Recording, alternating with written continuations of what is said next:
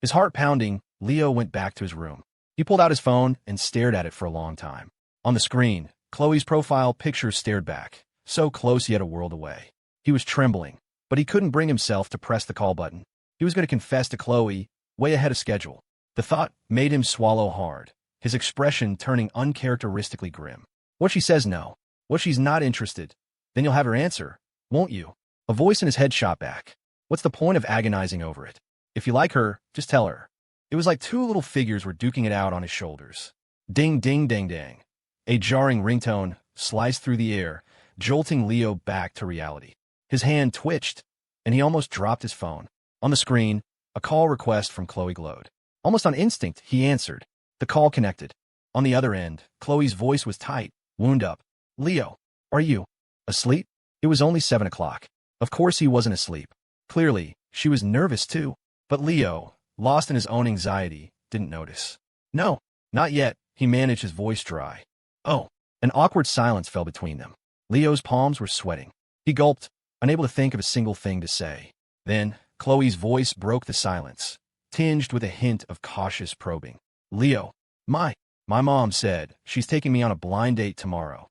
The words blind date were like a trigger. Leo shot up. Can't you just not go? What's with your mom, anyway? You're not even old. Why is she in such a hurry to set you up? You're supposed to be with someone you actually like. What are they trying to do, forcing you into this? He'd rarely spoken so much at once, and his tone was dripping with displeasure. Anyone could hear he wasn't happy about it.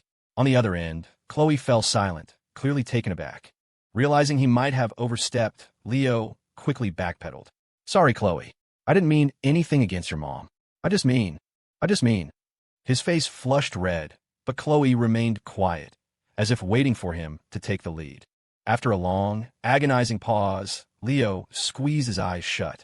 When he opened them again, they were filled with resolve. I like you, Chloe. Can you give me some time? I want to make myself better, and then. Of course, I'm not just making empty promises. If you want to go on the date, you can. But can you maybe make your selection process a little longer? We've known each other for almost a year. If you were going to get with another guy, you'd have to give him a trial period, right? He stumbled through his words, the sentences twisting and turning, but the core message was clear. Though Liam's earlier hint had prepared her, hearing it from Leo himself still left Chloe stunned. Not with shock, but with a thrill that stole her voice. She reflexively covered her mouth, her eyes fixed on the screen, on Leo's anime profile picture, her heart soaring. When he heard nothing back, Leo broke into a cold sweat. He didn't bother wiping it away. He just pursed his lips, gripped his phone tighter, and spoke again. Chloe, are you listening? Yeah, she finally answered, her voice choked with a sob. A single tear escaped and rolled down her cheek. Leo took a deep breath, finally calming himself. His tone became serious. Look, I don't mean anything else by this. I like you, but I don't think I'm good enough for you right now. I want you to wait for me. When I'm better, I'll officially ask you out. Please, just save me a chance. That sounded right, didn't it? He asked himself. He made his feelings clear. He couldn't ask a girl to wait for him indefinitely. That would be too selfish. But he'd put his cards on the table. Even if Chloe met someone else in the meantime, at least he hadn't let himself down. That was a lesson he'd picked up from being around Liam. In this world, no one owed anyone anything. A long silence stretched from the other end of the line. Assuming Chloe needed time to think, or was just too surprised to speak, Leo cleared his throat to break the awkwardness. That's all I wanted to say, Chloe. I'll let you go. Whenever you've thought it over, you can let me know. He said his piece and immediately hung up. As he was gasping for air, trying to calm his racing heart, a message from Chloe popped up. Why did you hang up so suddenly? I wasn't done talking. Leo froze. A second later, another message appeared. Leo, I like you too. I just never said it. Call me back right now. I have something important to tell you. She likes him. Chloe likes him too. For a moment, Leo was rooted to the spot, staring at the words in disbelief. What if Chloe happens to like you too? Evelyn's words echoed in his mind like a magic spell, a flint striking a spark that set him ablaze. Before he could process it, his phone rang again. His hand trembled as he scrambled to answer. Instantly, Chloe's voice filled the speaker. Leo, what are you doing? I wasn't finished. Why did you just hang up on me like that? I didn't. I was just. The familiar voice made Leo's entire body tense up. He tried to explain, but the words wouldn't come out. He was too overwhelmed. Chloe let out a playful huff. If you do that again, I'm going to start disliking you. No. I'm sorry, Chloe. I was just too nervous. I thought I was being too forward, so. Leo stammered, wiping the sweat from his forehead. Chloe wasn't really angry. She laughed. Okay, I'll stop teasing you. I really do have something important to tell you. Okay, tell me. Leo, this whole blind date thing. It was brother Liam's idea. I have a feeling he's up to no good. Chloe's tone was indignant. Leo was confused. What do you mean? Leo, you're so dense. Chloe grumbled, then rushed on. Brother Liam already knew I liked you, but he still tried to set me up on a blind date. What do you think he was trying to do? Right? What was he trying to do? Leo's mind spun, but he couldn't figure it out. What did she mean? Liam already knew she liked him. Did that mean Cassandra knew too? And Evelyn, talking to him tonight. Before Leo could think any further, Chloe declared, this won't do. I can't let my brother get away with laughing at me like this. Leo, let's elope. What? Leo's eyes went wide. Elope? Is she kidding? What do you mean, what? They want me to go on a blind date, right? So I'll pretend to be obedient for a few days. Then when we get back, we'll just run off together. We can find an apartment near campus. Chloe was getting carried away. The very mention of a blind date had kept her fuming all day. She'd barely touched her dinner. Now that she was finally on the phone with Leo, she was blurting out the first thing that came to mind without thinking. Thankfully, Leo was still lucid. He smacked his lips, speaking with difficulty. Chloe, I don't think eloping is very realistic. We're talking about Liam and Cassandra. The Thorne family was one thing, but even just Liam, with his bizarre, innate abilities, would find them without breaking a sweat. And he was supposed to just run off with his sister? It was a death wish. Leo's reminder brought Chloe back to reality. Hiss. She sucked in a sharp breath, then laughed sheepishly. Right, that's probably true. What do we do then? Leo frowned. Hold on, let me think this through. Okay. The line went quiet. After a few minutes of processing, Leo thought he understood Liam's game. Chloe, he said tentatively, what if we start a group chat, add Liam, and have a video call to clear the air? How do we clear the air? By telling him that I like you, and you like me. Leo finished, pausing awkwardly. But he already knows that. Chloe replied instinctively before it dawned on her. This wasn't about laughing at her. Her brother was trying to force Leo's hand. Realizing her mistake, Chloe slapped her forehead. She'd spent the whole day being angry and hadn't stopped to actually analyze the situation. Okay, I'll start the group now, she said, scrambling on her phone. Leo, get on. We're video calling my brother. You think this will work? In their room, Cassandra was lying sideways on the sofa while Liam sat beside her, gently massaging her lower back. A little harder. The middle part hurts a bit, Cassandra murmured, her eyes half closed. Okay, Liam replied, doing as she asked. After a moment, Cassandra's voice drifted out again. Evelyn said Leo went back to his room to call Chloe. Aren't you worried? Worried about what? Cassandra raised an eyebrow, her voice cool. They're young and full of passion. Aren't you worried they'll sneak off together? I'd actually hope they would, Liam said with a smile. If a little pressure is enough to make them run away together, wouldn't that just prove their feelings are real? Cassandra glanced back at him, a flicker of surprise in her eyes. It was true, but Leo might come up with a plan like that. But Chloe's not stupid. With us around, I doubt she'd do something so reckless. She turned away again, closing her eyes to enjoy the massage. While this gives them enough time to talk things out, Liam noted. Cassandra, eyes still half closed, lazily lifted an arm. They could have just figured it out on their own. You didn't have to force them to confess. She suddenly turned her head to look at him. Unless you were bored and decided to stir up some drama for my entertainment. Something like that, Liam admitted without hesitation. Life gets boring. You have to bring in some interesting people to spice things up. He smiled, meeting her gaze. We only have a few decades on this earth. The sooner you get your feelings out in the open, the sooner you can start enjoying life. Cassandra snorted and turned away again. Her expression remained neutral, but inside, she was preening. Liam smoothly changed the subject. Cassandra, do you think our baby will be a boy or a girl? Cassandra was silent for a moment, looking down at her own belly, which was now showing a slight curve. In nearly 3 months, it was starting to take shape. Soon, they could find out the sex. We can just ask the doctor at the ultrasound, she said flatly. In some places, doctors wouldn't reveal the sex, but not everywhere. And with Cassandra's status, even if the doctor wouldn't say, Evelyn could easily find out. But Liam had another idea. Let's not ask. Let's wait a few more months. When the baby's born, we'll know. You're the one who asks, and you're the one who says not to ask, Cassandra grumbled, her tone haughty. But I hope it's a boy. Liam was confused. Why? Cassandra flexed her arm playfully. If it's a boy, when he grows up, he can protect me. Then you won't be able to bully me. What are you talking about? You have so little faith in me. When have I ever bullied you?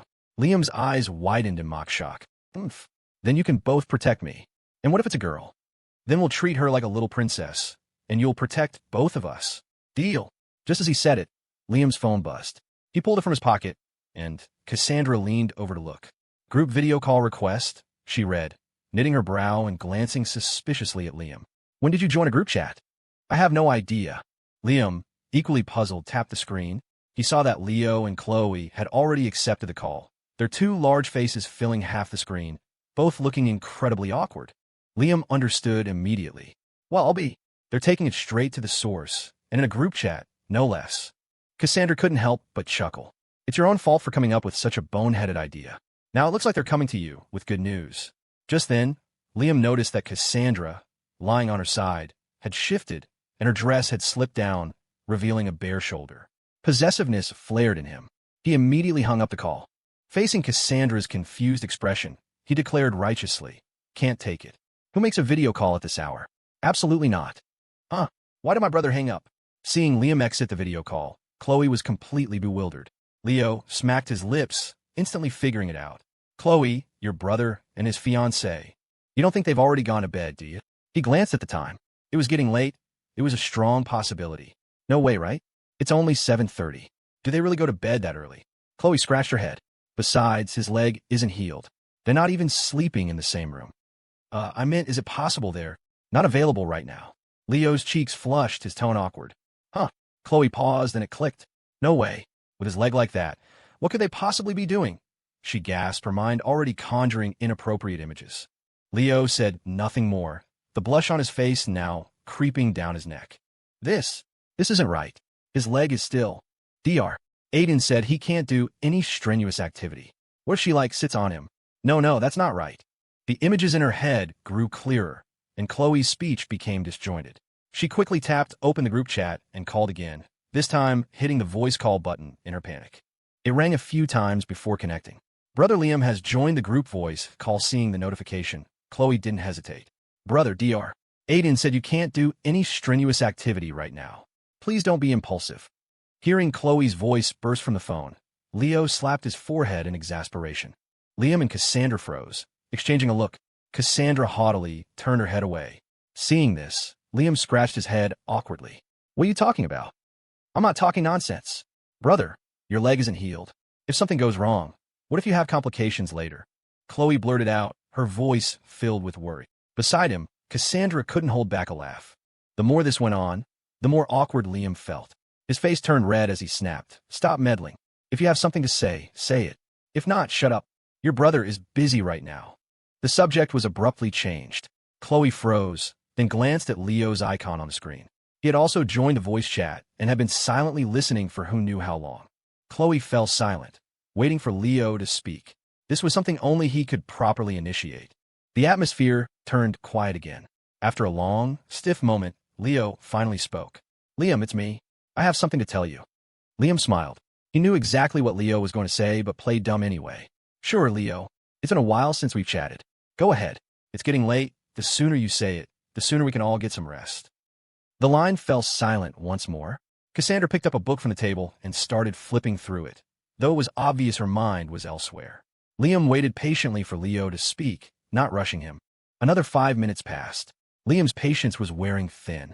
He was just about to mock Leo for not being a man when Leo's voice finally came through. "Liam, can you tell your aunt not to rush Chloe into a blind date?" Leo's voice was fraught with hesitation and embarrassment, as if it had taken all his courage to get the words out. Liam raised an eyebrow, continuing his charade. "Oh, and why is that?"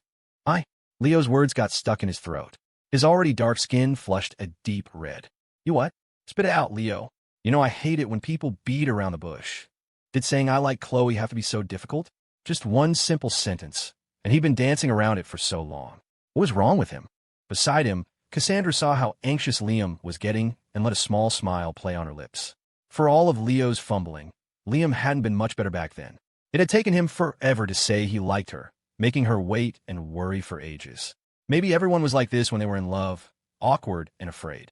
Hearing the impatience in Liam's voice and not wanting to see Leo struggle, Chloe jumped in. "Brother, you be quiet. Your brother is talking to Leo. Don't interrupt." Before Chloe could finish, Liam shot her down without a second thought. His tone was harsh.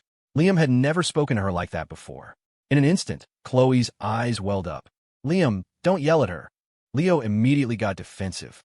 I wanted to say that I like Chloe. I want her to give me some time so I can change and then confess to her properly. He'd finally said it. Liam let out a long breath and glanced at Cassandra, who was leaning against the sofa, a faint smile on her face as she turned the pages of her book. The phone line went quiet. Chloe said nothing, and Leo, as if drained of all courage by that one sentence, was also silent. Liam's expression darkened as he put on a show. Leo's young, can't handle the pressure. I didn't even have to bring out the big guns, and he cracked. Cassandra shot him a look, one eyebrow arched. So you're saying we're old? That's not what I meant at all. Oomph.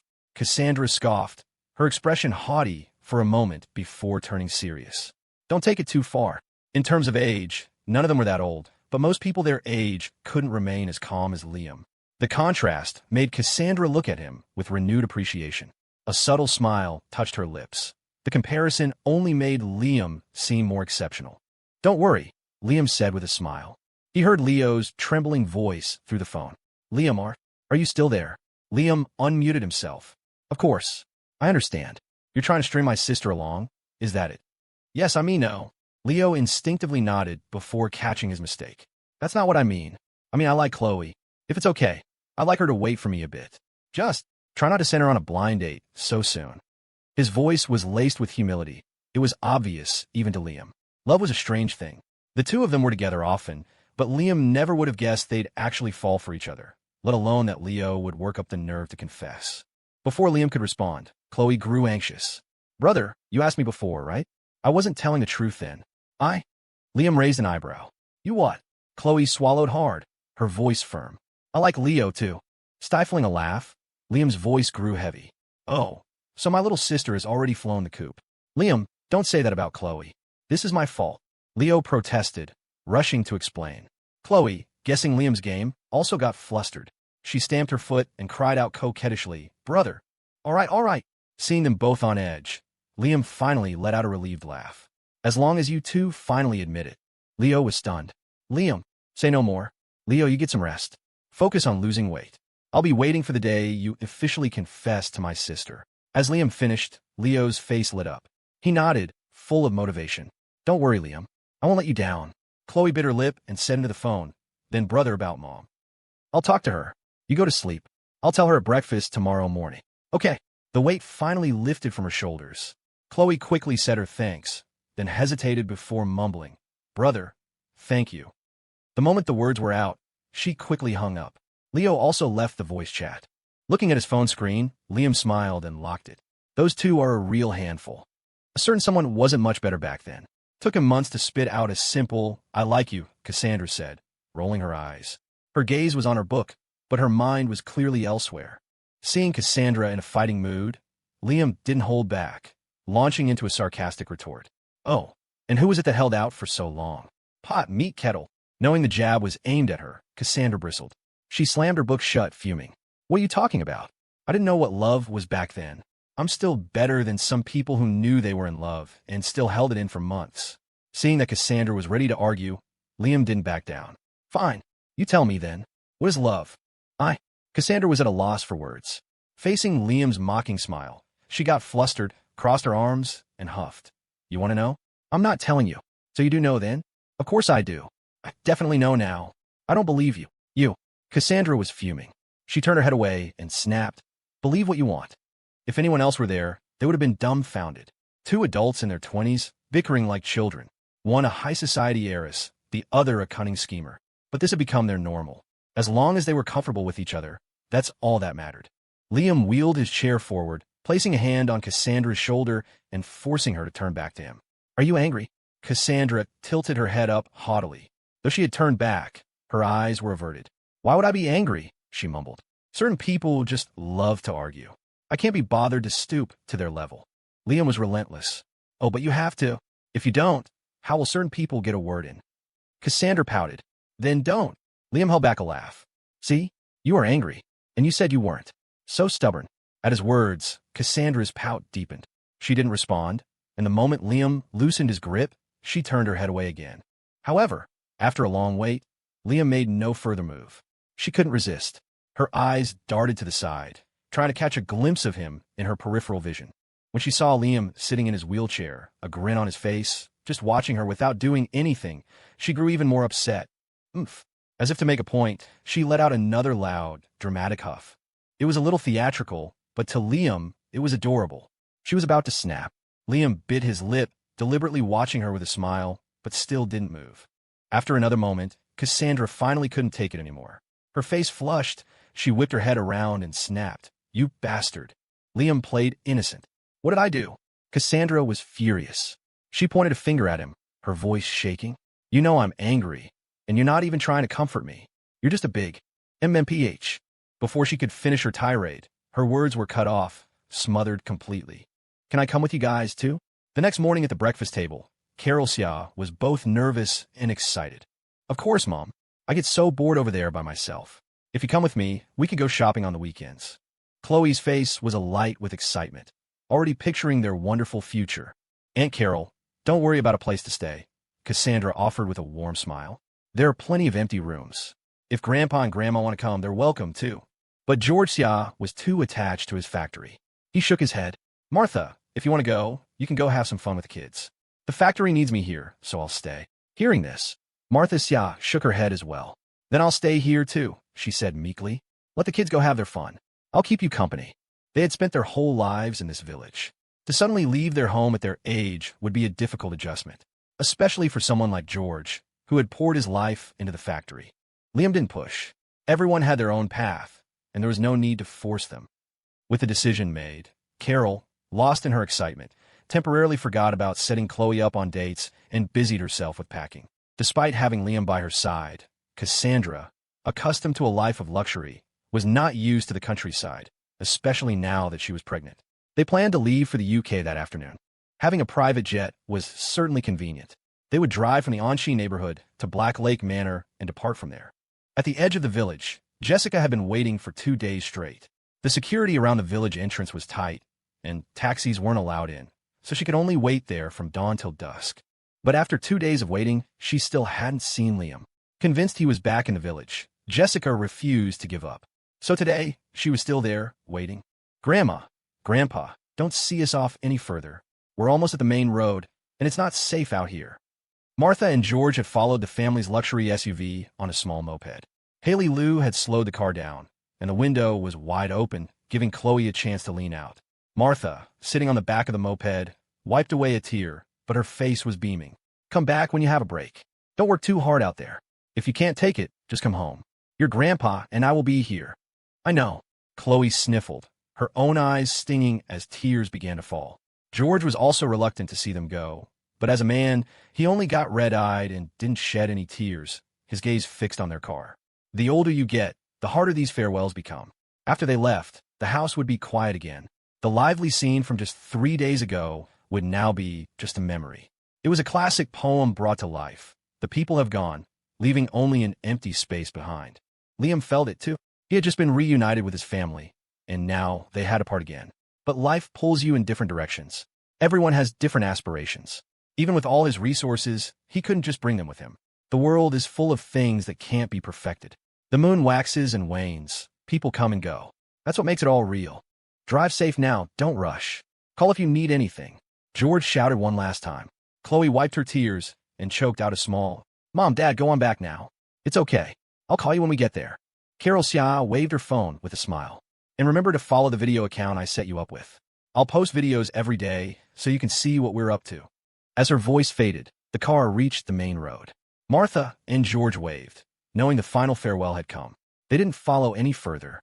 They watched until the car turned onto the highway, then headed back.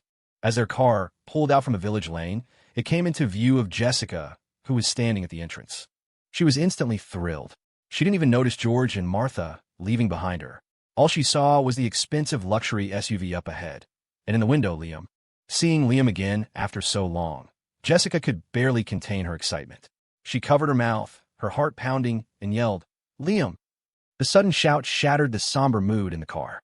Chloe looked out toward the village entrance in surprise at the woman standing there. She turned to her brother. "Who's that? I think she's calling your name." Cassandra lifted her eyelids slightly, her eyes not quite making out Jessica's features. A surge of anger rose within her, but she didn't let it show. Instead, she looked at Liam with a thoughtful, cold smile. "Stop the car." Liam turned his head and saw the volatile expression on Cassandra's face. His mouth twitched. "You're enjoying this, aren't you?" Cassandra's smile was frigid. "Of course not. Isn't that an old friend of yours? We should stop and let you two catch up." The sarcasm was so thick Liam would have to be an idiot not to hear it. Haley Lou immediately hit the brakes. The car lurched once, then came to a smooth stop. Seeing the car stop, a flash of surprise crossed Jessica's face. She quickly gathered her skirt and ran towards them. "What's going on?" From the passenger seat, Carol looked at the kids, then at Liam, confused. Liam's face was grim. He knew Cassandra's cruel sense of humor all too well. Carol and Chloe didn't know Jessica. Only he and Cassandra did. This was a public shaming. "Drive. Don't waste time here," Liam commanded, not even bothering to glance at Jessica. At that moment, the most awkward person in the car was Haley Lou. Two of her bosses had given opposite orders. Who was she supposed to listen to? Haley, who had handled every challenge with ease, was at her wit's end. She shot a resentful glare out the window. Chloe looked from her brother to Cassandra, completely lost. Having finally caught Liam in an embarrassing moment, Cassandra wasn't about to let it go. Her expression unchanged, she continued with her saccharine smile. "She followed you all the way to the village. Such devotion. It would be rude not to stop and chat." The sarcasm was suffocating. Liam was beginning to remember that Cassandra had always been this way, a master of passive aggression, a connoisseur of chaos. He stared at her, their eyes locking for a brief moment. He knew what she wanted to see. Fine. He gave in, too tired to argue, and pressed the button to lower the window. As the window slid down, Jessica's eyes fell upon the face she hadn't seen in so long, but knew so well. It was Liam. Her face was a mask of pure, unadulterated excitement. But when her gaze shifted to the stunningly beautiful woman beside him, she froze. "Liam." Jessica's voice was strained, and tears immediately welled in her eyes. "Liam, do you remember me? It's me, Jess. Your favorite Jess." This was, without a doubt, a social execution. The moment the words left Jessica's mouth, Carol, Haley, and Chloe all turned to stare at him, their eyes wide with confusion. Liam felt as if he'd been thrown onto a bed of hot coals, the weight of their gazes threatening to incinerate him. Cassandra couldn't hold it in. A puff escaped her lips, and though she quickly covered her mouth with her hand, her eyes were crinkled into gleeful crescents. Liam felt sweat bead on his forehead. The sheer awkwardness of the situation made his voice low and tight with suppressed anger. "What are you doing here? I knew you'd remember me." Jessica's eyes lit up. "Liam, I've thought it all through. You're the one I love. I don't care about wealth or status anymore. Even if you're broke again, I'm willing to start over with you. Please forgive me, okay?" Even those who didn't know the full story could piece it together now. This wasn't some random stranger. This was Liam's ex-girlfriend. Carol looked at Liam with concern. She didn't know the details, but she understood that this girl had clearly done something to wrong him. Chloe's face was a mask of contempt.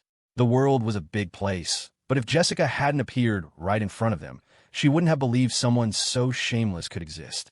Her brother had moved on. Why was this ex-girlfriend still clinging to the past? Haley had been worried about Cassandra, but seeing the smile playing on her lips, she knew her boss was just enjoying the show. A weight lifted from her chest. Liam's toes curled in his shoes from the secondhand embarrassment. He reflexively glanced at Cassandra, who was relishing the spectacle. Meeting Liam's pleading gaze only made Cassandra happier. She continued her cold commentary. "How touching. Touching my ass. Everyone has an awkward ex-girlfriend phase." Liam fumed silently. But then a thought struck him. Cassandra didn't. He was her one and only. Suddenly, the situation didn't feel quite so mortifying. A warmth spread through his chest, and he couldn't help but look at Cassandra. Cassandra, deep in her schadenfreude, was caught off guard by Liam's suddenly tender gaze. His eyes were filled with such affection that, for a moment, watching the drama unfold didn't seem so important anymore. The look they exchanged was so charged it practically crackled. Everyone in the car could see it. Jessica saw it too. Cassandra's looks and poise completely outclassed her. Hell, just being in the same frame as her made it obvious who anyone would choose. Is this Liam's new girlfriend? The thought hit Jessica like a physical blow, and for the first time panic set in. "Liam, you used to love me more than anyone," she cried, her voice desperate. "You took care of me when I was sick. You remember my cycle. You ran through the pouring rain to bring me an umbrella. Tell me none of this is real. You still love me. You're just angry with me, right? Her tearful accusations were met with a silence, so thick you could cut it with a knife. If Liam had a roll of duct tape, he would have slapped it over her mouth without hesitation. Remembered her cycle? Huh? How intimate. Cassandra purred, her eyes narrowing. Every word out of Jessica's mouth was a landmine, and she was tap dancing through the field. Liam took a deep breath, his gaze fixed on Cassandra. He spoke with grave sincerity. My wife, you're pregnant now. When our baby is born, I promise I'll do even better. He deliberately stressed the word our. The implication was unmistakable. Jessica's face went white, completely drained of color. She stared at Liam, then at Cassandra in disbelief. Her gaze drifted down to Cassandra's abdomen, to the gentle swell that was irrefutable proof their past was truly gone. So, she was the only one still living in the past. She was the only one still pining away. Jessica's mouth opened, but no words came out. She raised a trembling hand and pointed at Liam. Liam, she couldn't believe it. She couldn't believe he had moved on so completely. He looked the same, just a little more mature, but the person inside had changed entirely. He was no longer the man who revolved around her. His eyes no longer held only her. Maybe everything from before had been a lie, a dream. Enjoying the show? Liam didn't even look at Jessica. His eyes were only for Cassandra, a small smile on his face. Caught in the act, Cassandra didn't look the least bit embarrassed. She just huffed, crossed her arms, and tilted her head up haughtily. Her face screamed, I'm jealous, and Liam, amused, wrapped an arm around her shoulder. He turned to Haley. Let's go. We're wasting time. Glancing at Cassandra, Haley knew it was time to drive. She didn't hesitate, pressing her foot on the gas. The SUV shot forward like an arrow. Jessica, who had been clutching the door handle, was caught off guard. She was yanked forward, lost her balance, and tumbled to the ground. With a thud, she landed hard, a cloud of exhaust washing over her. Her eyes, filled with tears, were wide with disbelief. She watched, devastated, as the car grew smaller and smaller in the distance. There was no going back. Her past with Liam was nothing more than a dream, and they could never return to it. Not only had he moved on, he had a wife, a family on the way. The expensive car, the aura of power he now carried.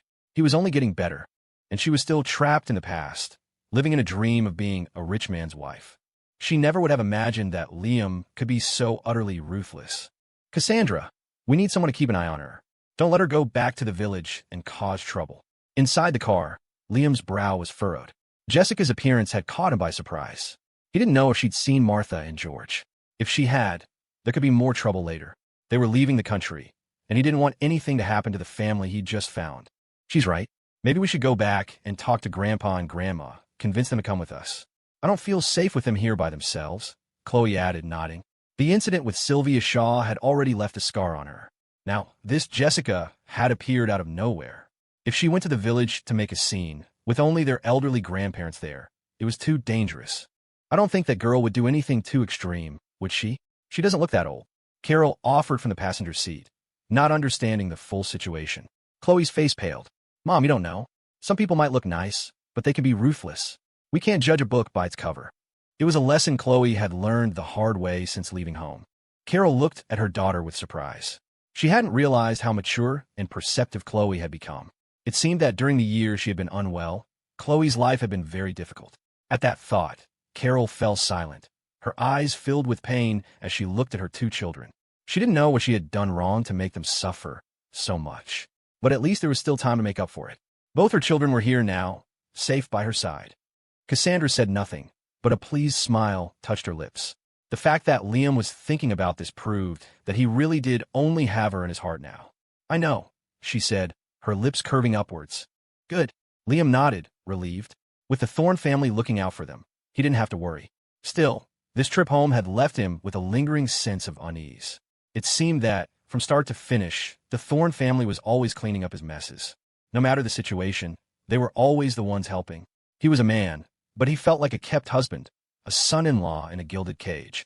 He was grateful, but he also felt utterly useless. It didn't matter why the Thornes were protecting him. He still felt powerless. The car pulled into Black Lake Manor. As they had called ahead, Maria had a private jet ready and waiting. Carol, who had seen her share of the world, wasn't as stunned by the estate as Chloe had been on her first visit. She just kept her eyes on the silent Liam in the back seat, lost in thought. Under Maria's direction, they had a quick bite to eat before heading straight for the jet. At boarding, Maria, knowing this would be another long separation, had tears in her eyes as she repeatedly told Cassandra to take care of herself. For the first time, Cassandra was touched, and she smiled as she said her goodbyes. As the plane took off, Cassandra noticed Liam had been quiet for most of the journey. Her expression hardened. "What are you thinking about?" she asked coolly. Liam snapped out his daze. "Nothing," he said with a smile. Cassandra's brow furrowed. "You don't look like you're thinking about nothing." Was he that transparent to her now? She could see right through him. But how could he bring this up? Tell her he felt like a kept man? Their relationship was stable now. There was no need to stir up trouble. Liam smiled and took Cassandra's hand, giving it a gentle squeeze. "It's nothing, really. Just feeling a little homesick after leaving." "Really?" Cassandra didn't seem to buy it. She tilted her head, her gaze skeptical. "Of course. I have you by my side. My mother has recovered. My sister is here. What more could I possibly want?" Liam smiled and nodded, turning the question back on her. Cassandra didn't say anything, just studied his face, as if trying to determine if he was telling the truth. After a moment, she blinked and said, "Oh." They didn't speak for the rest of the flight. Carol, who hadn't been on a plane in years, was quite excited. In her memory, she had spent more than a decade cooped up in a small room in the village. Now, her world was suddenly expanding again, and she couldn't hide her thrill. "When we get there, Mom, you have to go shopping with me." "I haven't bought new clothes in ages," Chloe said cheerfully, tugging on her mother's arm. Carol, of course, agreed. She looked over at Liam and Cassandra, nestled together, and a faint smile appeared on her lips. "All right, and we'll have to buy some clothes for your brother's baby. A trip to the baby store is a must." "Deal." Chloe nodded excitedly, then frowned. "But Mom, I don't know if it's a boy or a girl yet. We'll buy for both." "What if it's twins, a boy and a girl?" Carol laughed. "True, we'll buy for both. My sister-in-law's due date is at the end of next April. I'm going to give him a huge gift." The cheerful chatter filled the cabin. A few hours later, the plane landed in the UK. A Thorne family car was already waiting at the airport, but as they disembarked, a few men in black suits were standing at the VIP exit. "Mr. Lynn, the monarch was informed that you and your mother were arriving together. He has instructed us to greet you here. He hopes you will first accompany us to the royal residence." The lead man in black bowed respectfully to Liam. A sleepy Cassandra shot the men an annoyed look. They always seemed to show up at the most inconvenient times to whisk Liam away. But since it was the royal family, and they were in the UK, and the royals had helped them before, she couldn't really say anything. "Cassandra, Liam was about to suggest they all go together, but before he could finish, he saw Cassandra yawn. "I'll pass. You and your aunt go. Chloe and I will head back first." Liam sighed and nodded. "All right then, we'll go see what's up." An unhappy Cassandra didn't even bother to reply, simply leaving with Evelyn and the others. Carol was surprised to learn her son had connections with the royal family, but then she thought about it. With the Thorne family status, it made sense. She moved behind Liam and began to push his wheelchair. "Lead the way," she said to the man in black. Liam had expected Carol to be overwhelmed, but she was surprisingly composed. He glanced at his mother, a flicker of surprise in his eyes. The man in black nodded and led the way through the VIP channel to a professional luxury van. He opened the door and helped Liam into the vehicle. After a half-hour drive, they arrived at the royal residence. Getting out of the van was another production, with several men in black carefully lifting Liam's wheelchair down. The commotion at the front door naturally drew the attention of those upstairs. Natalie, who was in her room with Ethan working on their counter-strategy, heard the noise. She stood up and peered out the window, just in time to see Liam and a woman about her age getting out of the van. Natalie's face darkened. She yanked the curtains shut. "That Liam person is here again," she fumed. "He's here again," Ethan exclaimed, jumping to his feet. "Isn't he in China?" "The Thorne family's private jet is fast, of course. But I never thought that the moment he landed, your grandfather would be so eager to see him again." Natalie ground her teeth, her eyes flashing with a vicious light. There was no denying Liam's importance now. "Ethan, go to the study. See if you can get in. If your grandfather won't let you, wait outside the door and listen to what they're talking about." Natalie commanded, her eyes narrowing. If they didn't get to the bottom of this soon, it would be too late. After his mother's repeated warnings, Ethan understood the gravity of the situation. He nodded solemnly. "Okay." In the study of the residence, Lord Charles and Princess Anna had been waiting for some time. When they saw Liam and Carol enter, Charles shot to his feet, his excitement palpable. He stared intently at Carol, his sharp, hawk-like eyes scanning her from head to toe. Being scrutinized like that made Carol vaguely uncomfortable. She frowned. She knew the man before her was the monarch of the UK, but more importantly, she felt his features were strangely familiar, like someone from her memory. Seeing his mother being stared at, Liam frowned slightly, but spoke first, his tone impeccably polite. "Your Majesty, you summoned us here so urgently. Is there something you need?" Not seeing the resemblance he was looking for, Charles frowned and shot a look at Anna. Anna understood instantly. She stood up and took the initiative. "This might be a long story. Please, give us a moment." "A long story?" Liam was taken aback. Seeing Charles's frown, a guess began to form in his mind, but it was only a guess. He didn't dare jump to conclusions. It was too absurd. "What do you see?" Charles asked, his eyes still fixed on Carol, a thoughtful expression on his face. As if her thoughts had been read, Carol quickly shook her head. "Nothing. If you see something, just say it." "I believe no one here is an outsider," Anna said calmly beside them, gesturing for a servant to close the door. Once the study doors were shut, Liam looked at his mother in surprise. This was supposed to be her first time here, but she didn't look like it. She looked as if she were seeing an old acquaintance. "No one here is an outsider." Princess Anna's words echoed in his mind, and his suspicion grew stronger. Liam's eyes widened slightly as he looked back at Charles. No way. It couldn't be what he was thinking, could it? "Sit down, let's talk." "Don't just stand there," Charles said with a smile, gesturing for Carol to take a seat on the sofa. But Carol didn't move. She stared at Charles, her gaze no longer that of someone looking at a king. "What is your relationship?" "With my husband?" she asked, her voice trembling. Liam remained silent, his astonished gaze flickering between his mother and Charles. Was his guess actually right? It couldn't be that absurd. The next second, Charles's bitter laugh filled the room. "If I'm not mistaken, your husband, Liam's biological father, was my son." Boom! It was as if a bolt of lightning had struck Liam, leaving his mind in utter chaos. No, he'd actually guessed it. Anyone could see Charles's deliberate attempts to curry favor, especially in the small details. And the last time, when they had suggested making him an adopted son right in front of him, the thought had crossed Liam's mind. But the idea was so outlandish he hadn't dared to dwell on it. Yet now, everything unfolding before him confirmed it. He really did have a generational blood connection to Lord Charles. Carol's eyes widened in disbelief. She suddenly remembered joking with Victor Lynn about how his deep-set eyes made him look like he had foreign roots. He had always laughed it off, saying, "How could that be possible?" She had never given it much thought. But now, Victor was long gone, and faced with the strikingly similar features of Lord Charles, she couldn't help but wonder. And now, hearing the news with her own ears, Carol reflexively covered her mouth, tears already shimmering in her reddened eyes. Charles sighed and began to recount the story of his early years with Eleanor Landon. Outside the study, Ethan, who had been barred from entering, overheard Charles's words. He froze in place, staring at the study door in disbelief. So that meant Liam was actually his cousin. He struggled to process the relationship. His mother, Natalie, had warned him that Liam meant something different to his grandfather. But now, hearing it with his own ears, he was filled with utter disbelief. How was this possible? It was too ridiculous, but his grandfather had said it himself. And he had specifically summoned Liam, along with his biological mother. When they came out, his grandfather might just call a press conference to announce it. When that happened, where would that leave him? Ethan's whole body trembled. All this time, he had never taken his mother's warnings seriously. He thought his grandfather was just trying to suck up to the Thorne family, that it was a passing fancy. But now, Liam was about to be officially welcomed back. Liam had caused his esports team to disband, had him confined to the villa, unable to leave.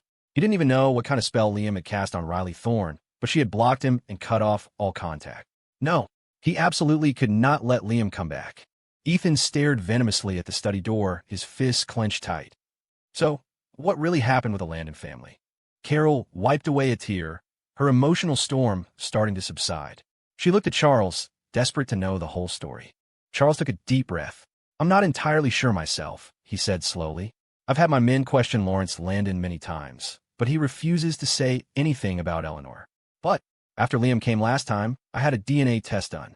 Liam's DNA, it carries mine." A shadow of loss crossed Charles's face, especially when he mentioned the name Eleanor. The nostalgia in his hawk-like eyes was palpable. Liam was slightly taken aback. He hadn't realized Charles had been onto him from his very first visit. The Landon patriarch is also in the UK. Carol astutely picked up on the key point. Charles nodded. After the Thorne family destroyed the Landons, he was held in their basement. When Liam was in danger, I was frantic and negotiated with Caleb to have Lawrence brought here. I just didn't expect him to refuse to say a word. I also want to know what happened. The fact that Lawrence Landon hadn't talked didn't surprise Liam. Without a doubt, the person Lawrence most wanted to see right now was him. But life wasn't that easy. The more he wanted to see him, the more Liam shouldn't go.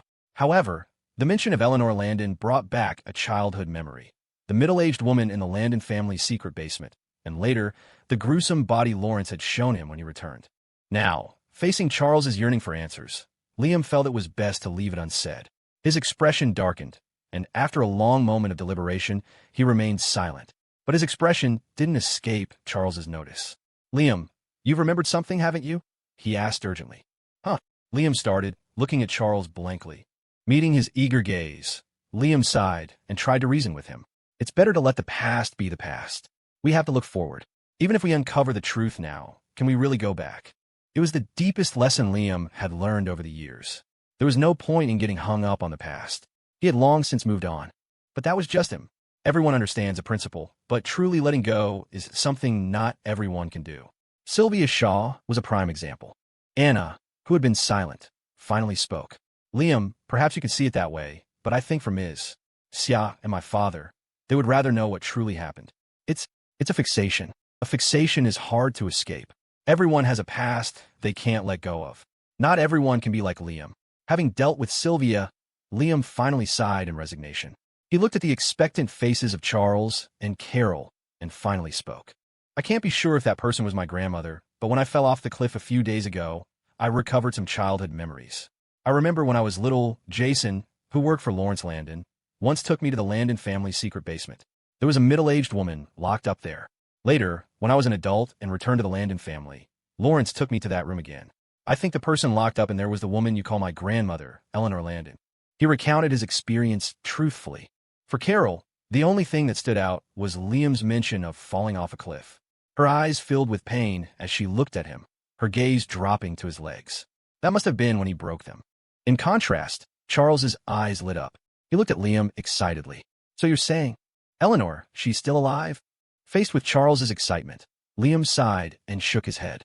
"I'm afraid she's already dead. When I went back, she was on her last breath, but she was wrapped in iron chains. I think she suffered inhuman torture." Liam couldn't imagine the torture Eleanor had endured. He had only heard the name Eleanor Landon after he had grown up and developed his own thoughts. He couldn't empathize with her. He was simply stating the facts. Carol felt the same. She had little connection to the name Eleanor Landon. Her only interaction with the Landon family was their refusal to let Victor marry her. It would be strange if she felt any sympathy for their plight now. She just felt guilty about what Liam had gone through. Hearing this, Charles was in disbelief. Bang! His fist slammed down on the table, making it shake. He shot to his feet, his eyes bloodshot. Damn that Lawrence Landon. Why would he do such a thing? In stark contrast to Liam's calm demeanor, Charles's fury was palpable. Liam sighed. "I think the person he was targeting all along was probably me." "Targeting you?" Charles blurted out. "Why?" "I don't know. Lawrence seemed eager to tell me, but I didn't want to know," Liam said, shaking his head. A look of surprise crossed everyone's faces. In a situation like this, a normal person would want to get to the bottom of things, right? But Liam had no desire to know it all. Facing their stares, Liam smiled. "First of all, I really don't care about the Landon family's dirty laundry. I just want to live my own life. Secondly, since Lawrence plans such a big game, what he wants is my understanding and my anger. But now, my reaction is this calm. He's probably going to cough up blood from frustration. What was the point of physical revenge? It was just a matter of submission. But psychological torture lasts a lifetime. In this mental battle, he couldn't even be bothered to engage with Lawrence. Lawrence wasn't worthy. It was that simple. Liam's open-mindedness clearly took everyone by surprise, especially Charles. He looked at Liam in shock, completely floored that someone so young could have such a deep understanding. It was true. Chasing after the past would only bring more pain. The more they grieved, the happier their enemies would be. What was the point? Charles collapsed back into his chair, seeming to age several years in an instant. He opened his phone and flipped to a photo of a young Eleanor Landon, his rough fingers caressing the screen. A moment later, a picture of him and his late wife flashed across the screen. Hasn't the past already passed? He wanted to make amends. Weren't Liam and Carol right here in front of him? Anna bit her lip, her eyes fixed on Charles. It was impossible for her not to be angry. If her late mother could see her father pining for his first love like this, she would be heartbroken. Anna's emotions were a tangled mess. She didn't know if she should be relieved that her mother had passed away early enough to be spared this sight.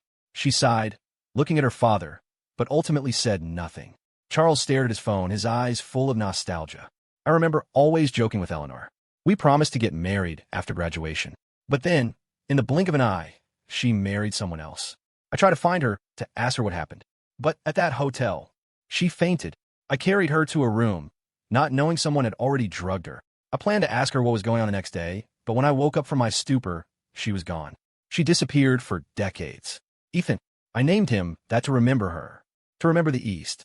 Charles murmured, lost in his own recollections. It had been a while since Liam had heard Ethan's name. He had thought it was odd for a Brit to have such an Eastern-sounding name. So that was the reason. After a long time, Charles closed his phone, the memories put away. He let out a long sigh. Liam, you're right. Let the past be the past. He finally said, as if letting go of that long-held fixation. Anna, who had been looking downcast, glanced up, her eyes instantly brightening. Charles looked at Carol, then at Liam, and smiled. As the children of me and Eleanor, Carol, Liam, I think we should find a good time for you to come back. Come back. Liam was stunned. Come back where? To the royal family? Carol was equally astonished.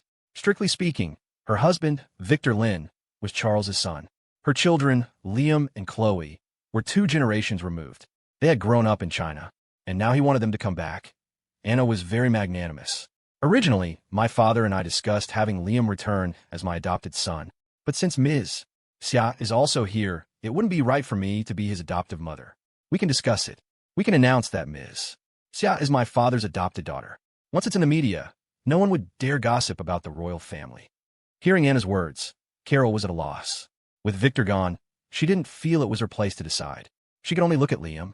Liam, what do you think? Feeling the weight of both Charles's and Anna's gazes, Liam knew the choice was his. He shook his head without hesitation. Your Majesty, I appreciate your kindness, but I grew up in China.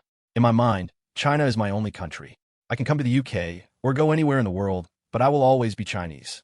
That has nothing to do with my bloodline. He had been an unwanted child his whole life, growing up in China from as far back as he could remember. And now they were telling him to return to the British royal family? He didn't need it. Charles was stunned by Liam's unequivocal refusal. After all, they were the top royal family in the UK. For any ordinary person, getting him would be a fantasy. It was only because of his blood connection that Charles had extended the invitation. He knew Liam might refuse, but he never expected it to be so absolute. You won't reconsider? Charles asked urgently. Liam shook his head again. This is not something that needs consideration. If you truly want me to join the royal family, perhaps you could ask my sister. Your sister? Charles was taken aback. He had been so focused on Liam, he hadn't realized he had a sister. Yes, but I imagine if Liam has already refused, Chloe probably won't agree either, Carol said with a smile. She knew her daughter's personality best. Especially now, with Liam around, Chloe listened to her brother more than anyone. If he wasn't joining, why would she? Charles, desperate to make amends, found himself blocked. He didn't give up. Are you worried about what outsiders will say? You don't have to. When the royal family speaks, no one dares to question it. Especially since it's my personal order. Even if someone tried to stop it, they couldn't. That's not it. Liam shook his head. It was difficult to explain the concept of patriotism, of a connection to the land where you were raised. How could he accept a sudden change of identity? Charles finally sighed. If that's the case, then all right. If you change your minds, you can come to me at any time. The doors of the royal family will always be open to you. Leaving the royal residence, Liam and Carol exchanged a look and a smile, then got into the car to head back. Meanwhile, on the second floor of the royal residence, slap, hearing Ethan's account, Natalie slammed her hand on the table.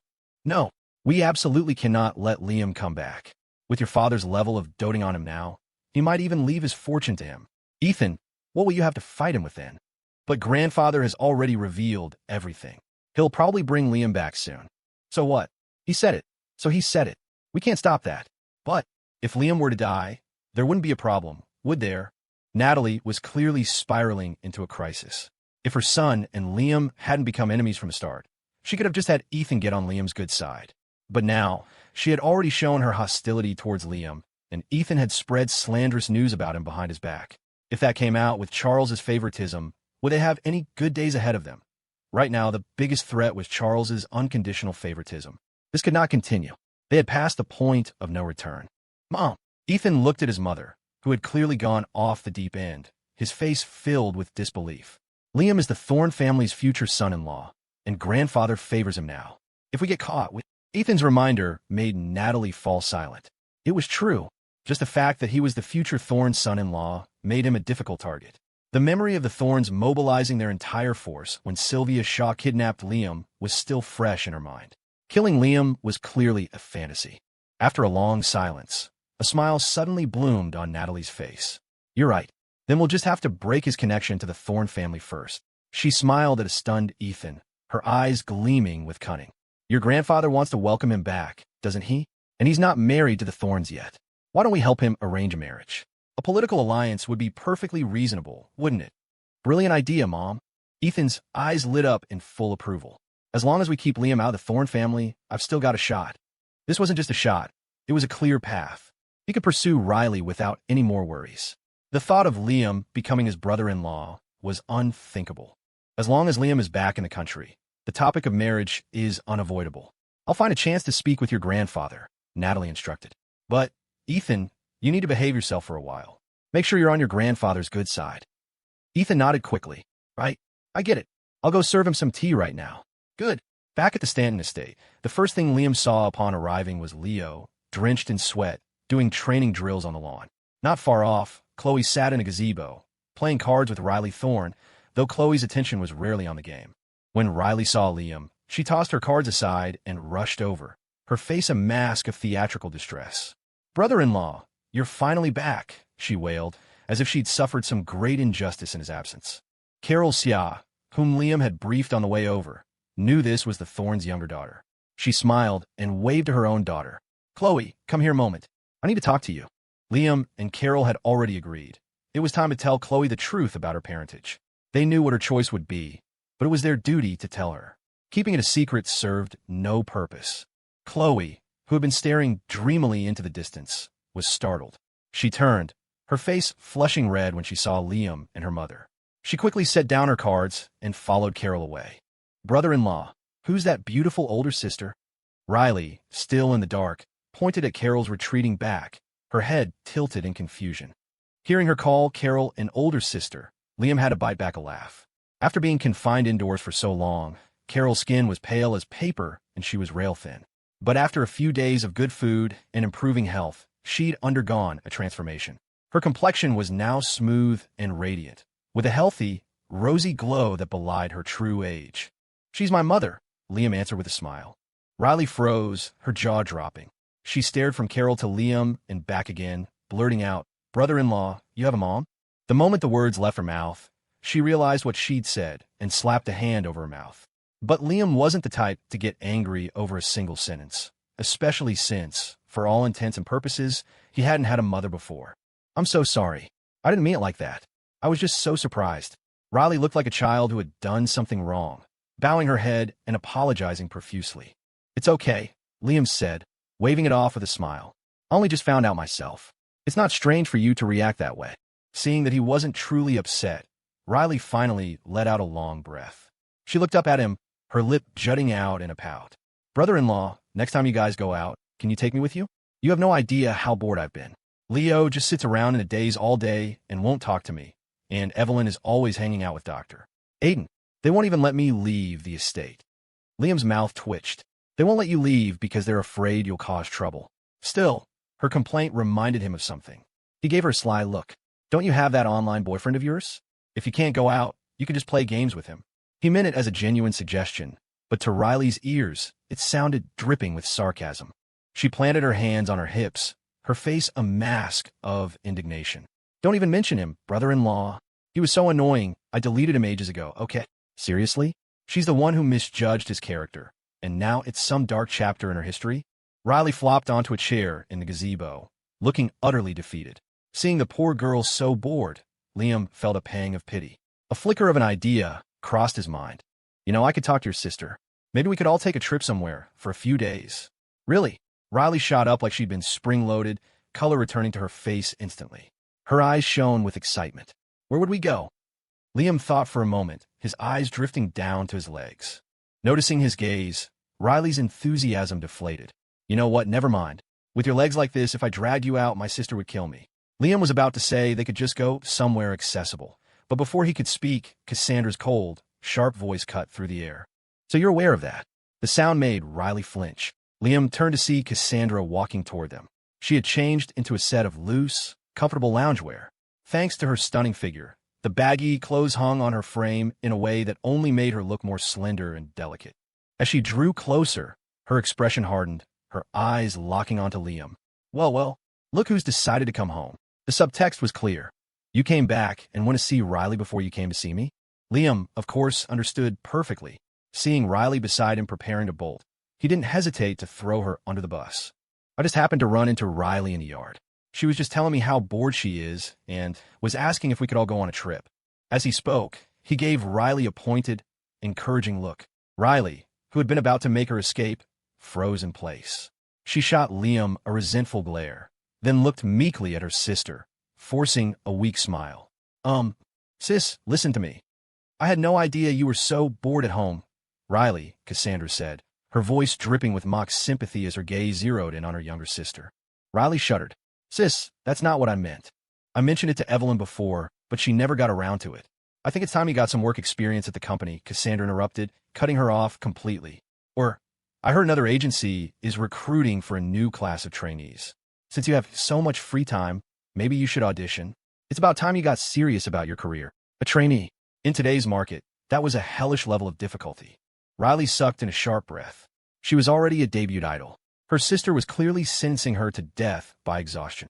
Sis, I was wrong. I'll never do it again. Realizing the situation was spiraling, Riley immediately changed her tune and apologized. The family hierarchy was painfully obvious, and an apology is supposed to fix everything. Cassandra didn't relent. She was genuinely annoyed. She'd been waiting in her room for ages. If she hadn't happened to see the car pull up, she wouldn't have even known her husband was home. After days of being suppressed, Riley's eyes turned red. Come on, sis. You guys won't let me go out. Of course I'm bored. Evelyn is always with Dr. Aiden, and big brother Leo is with Chloe. No one ever hangs out with me. Can't I even complain a little? Her voice was thick with grievance, and tears began to stream down her face. Liam, who had never seen Riley cry before, felt his heart soften, but he still looked to Cassandra. Disciplining a sister was a family matter. If he intervened now, it would only fuel Cassandra's anger. Faced with a tearful Riley, Cassandra's expression remained cold. Cut out. Don't pull that act with me. Riley stopped sobbing, but continued to look at her sister pitifully. After a long moment, seeing that Liam wasn't going to plead on her behalf, Cassandra's anger finally subsided.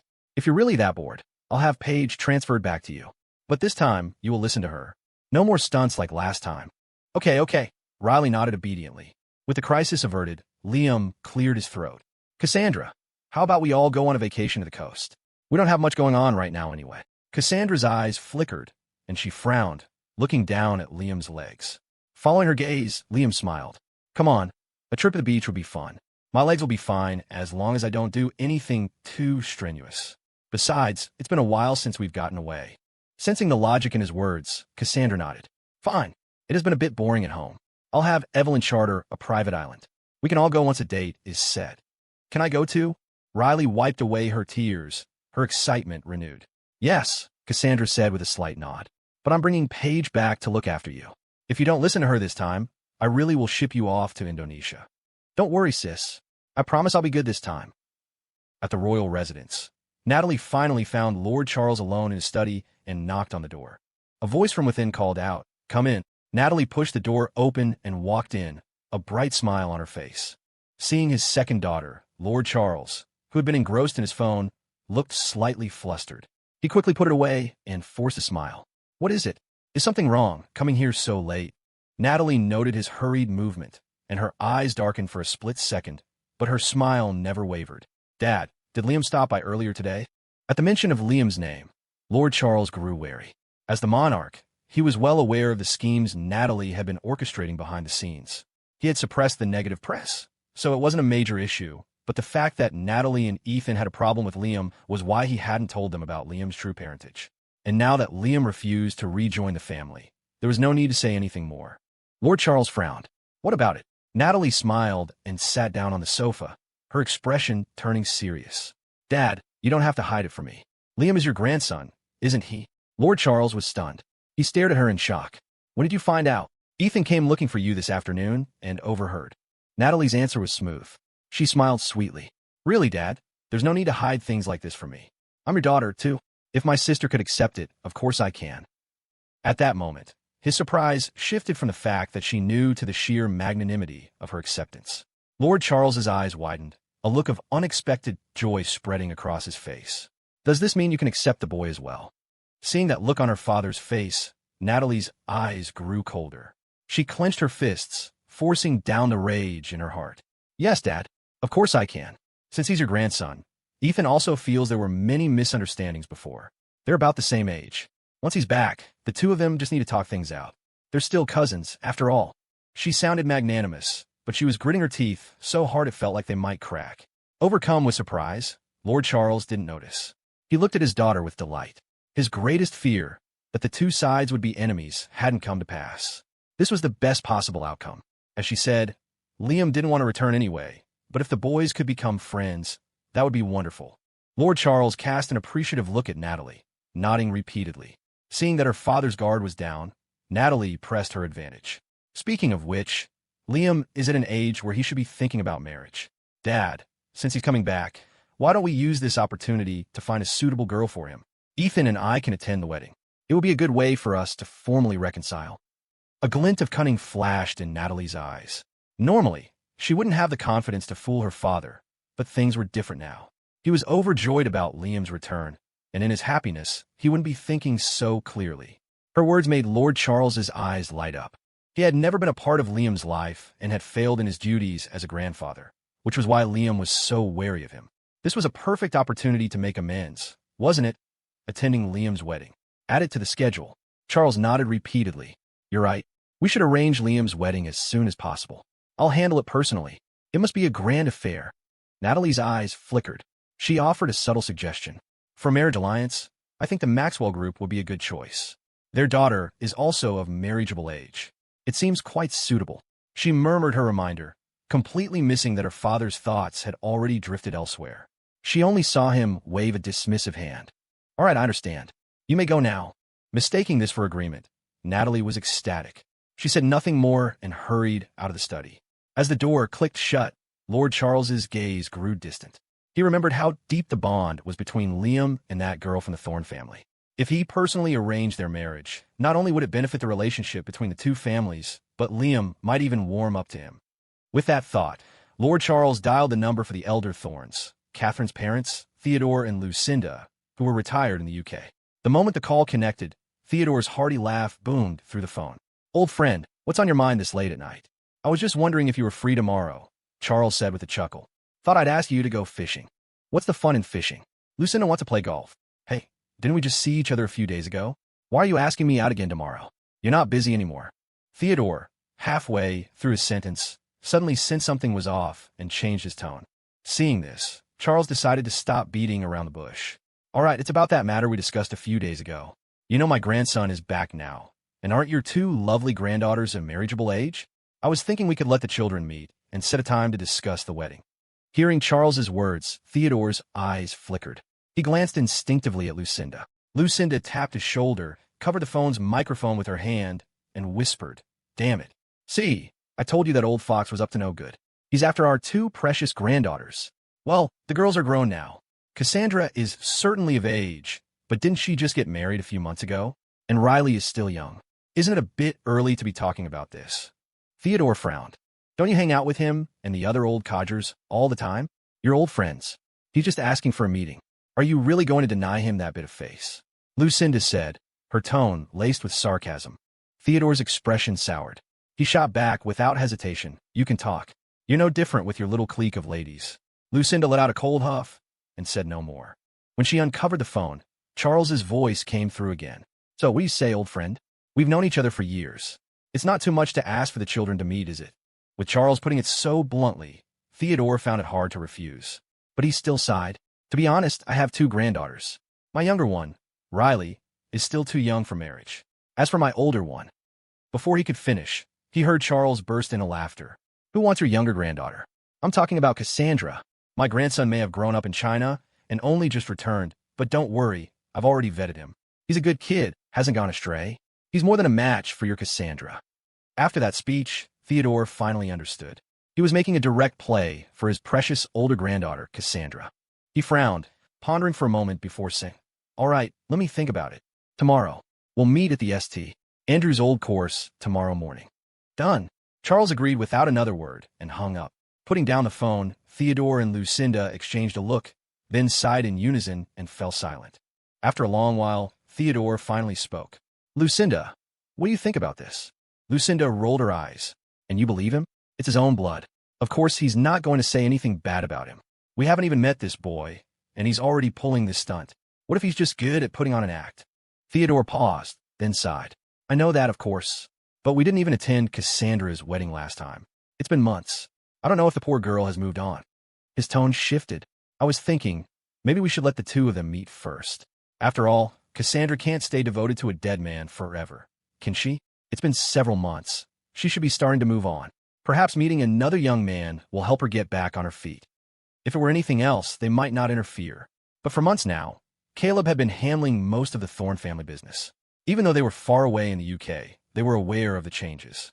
They had called, but Cassandra always made excuses. When a child doesn't want to talk, it weighs heavily on the hearts of their elders. Cassandra couldn't stay single forever, could she? Theodore's words struck a chord with Lucinda.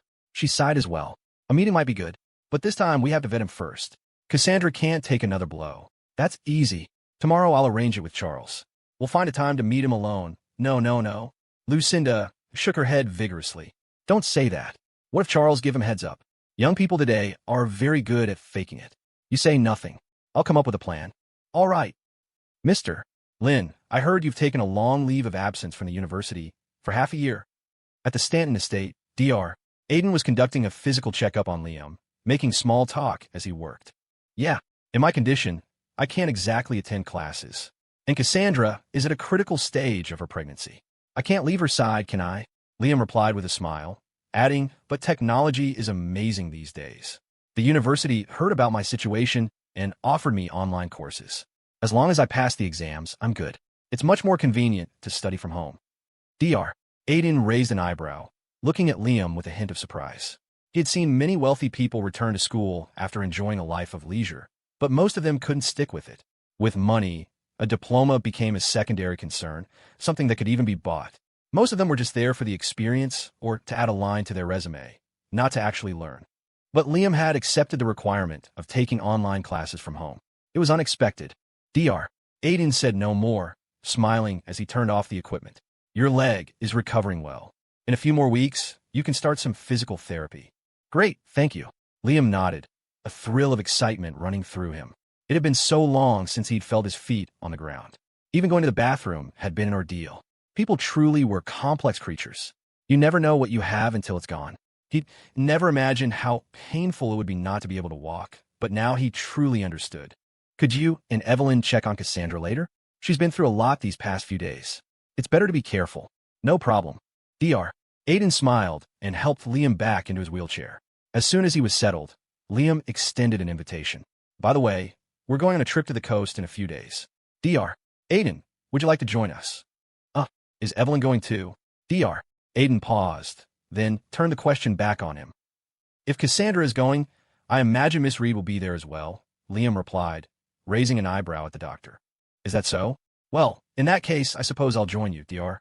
Aiden said with a smile. So it's true what Riley said. Evelyn and Dr. Aiden are on the verge of getting together. Liam pursed his lips. It seemed that even after spring, romance was still in the air. As Dr. Aiden left, Liam's phone rang. He reached into his pocket and glanced at the screen. A vaguely familiar number was flashing. Without much thought, he answered. The moment the call connected, Simon Shaw's furious voice erupted from the other end. "Liam, all I wanted was my daughter back. For you to spare her life. And you went for the kill." It was unexpected, to say the least. On such a beautiful day, a call from Simon Shaw. He had deleted the number from his contacts after their last conversation, which explained why it only looked vaguely familiar. Liam feigned confusion. "Went for the kill? I didn't. The monarch promised he would let Sylvia return. She didn't make it back." Hearing Liam's puzzled tone, Simon's anger subsided slightly. He gritted his teeth. "She's back, but the plane she was on had an accident. She's in a coma now. and her left leg was severely crushed. She'll never be able to walk properly again. Seeing his beloved daughter in such a state was like a needle to Simon's heart. He couldn't stop himself from calling to demand answers. That bad? Liam was momentarily stunned. He remembered Caleb Thorne's words, sent her on her way, and had assumed it meant staging an accidental death. He hadn't expected Caleb to actually leave her breathing. Mr. Shaw, you need to calm down. Your request was to spare her life, and I communicated that to the royal family. I truly didn't expect such a catastrophe to befall her. Yeah, I thought she'd be dead. Hearing Liam's words, Simon felt like he had punched a pillow. It was true. All he had asked was that they spare Sylvia's life, and they had. Besides, Liam's own legs were injured. Forget it, Simon sighed, cutting to the chase. Sylvia is still in a coma. I don't know when she'll wake up. If you have time, I hope you'll come see her. Of course, our family will not bother you again. You can rest assured about that, he added, as if worried Liam would refuse. But Liam just chuckled. No, Mr. Shaw. I've repaid my debt to the Shaw family. We're even now. I hope our families have no further contact. Our relationship ends here. Without waiting for a response, he hung up. Visit Sylvia? What a joke. She was a relic of his past, someone he had no desire to see again. Speaking of which, it was probably time for dinner. Liam put down his phone and wheeled himself into the living room. Several servants were already preparing for the evening meal in the massive space. With Caleb and Catherine both present, the entire family was together, so the dinner was sure to be a grand affair. Done with the checkup? Pushing open the door to Cassandra's bedroom, Liam saw Evelyn and Dr. Aiden packing up their equipment. Yes, the mistress is in perfect health, Evelyn said with a smile. Cassandra was leaning against the headboard, a playful grin on her face as she watched Liam. You're here? Yeah, I figured you'd be done around now, so I came over. Liam wheeled himself to the bedside and stopped, chatting with her like a long-married couple. I see they're getting dinner ready. Is there anything you're craving? I can have them prepare it. Cassandra tapped her chin thoughtfully. I want something spicy and sour. I don't know why, but my tastes are so strong right now. I just want something really oily. In the past, high-calorie foods like that would never have appeared on Cassandra's table. As someone who was extremely self-disciplined, her figure had always been impeccably managed. Mistress, you're just under a lot of stress. I'll have the kitchen make you a small portion of a spicy noodle bowl to satisfy your craving.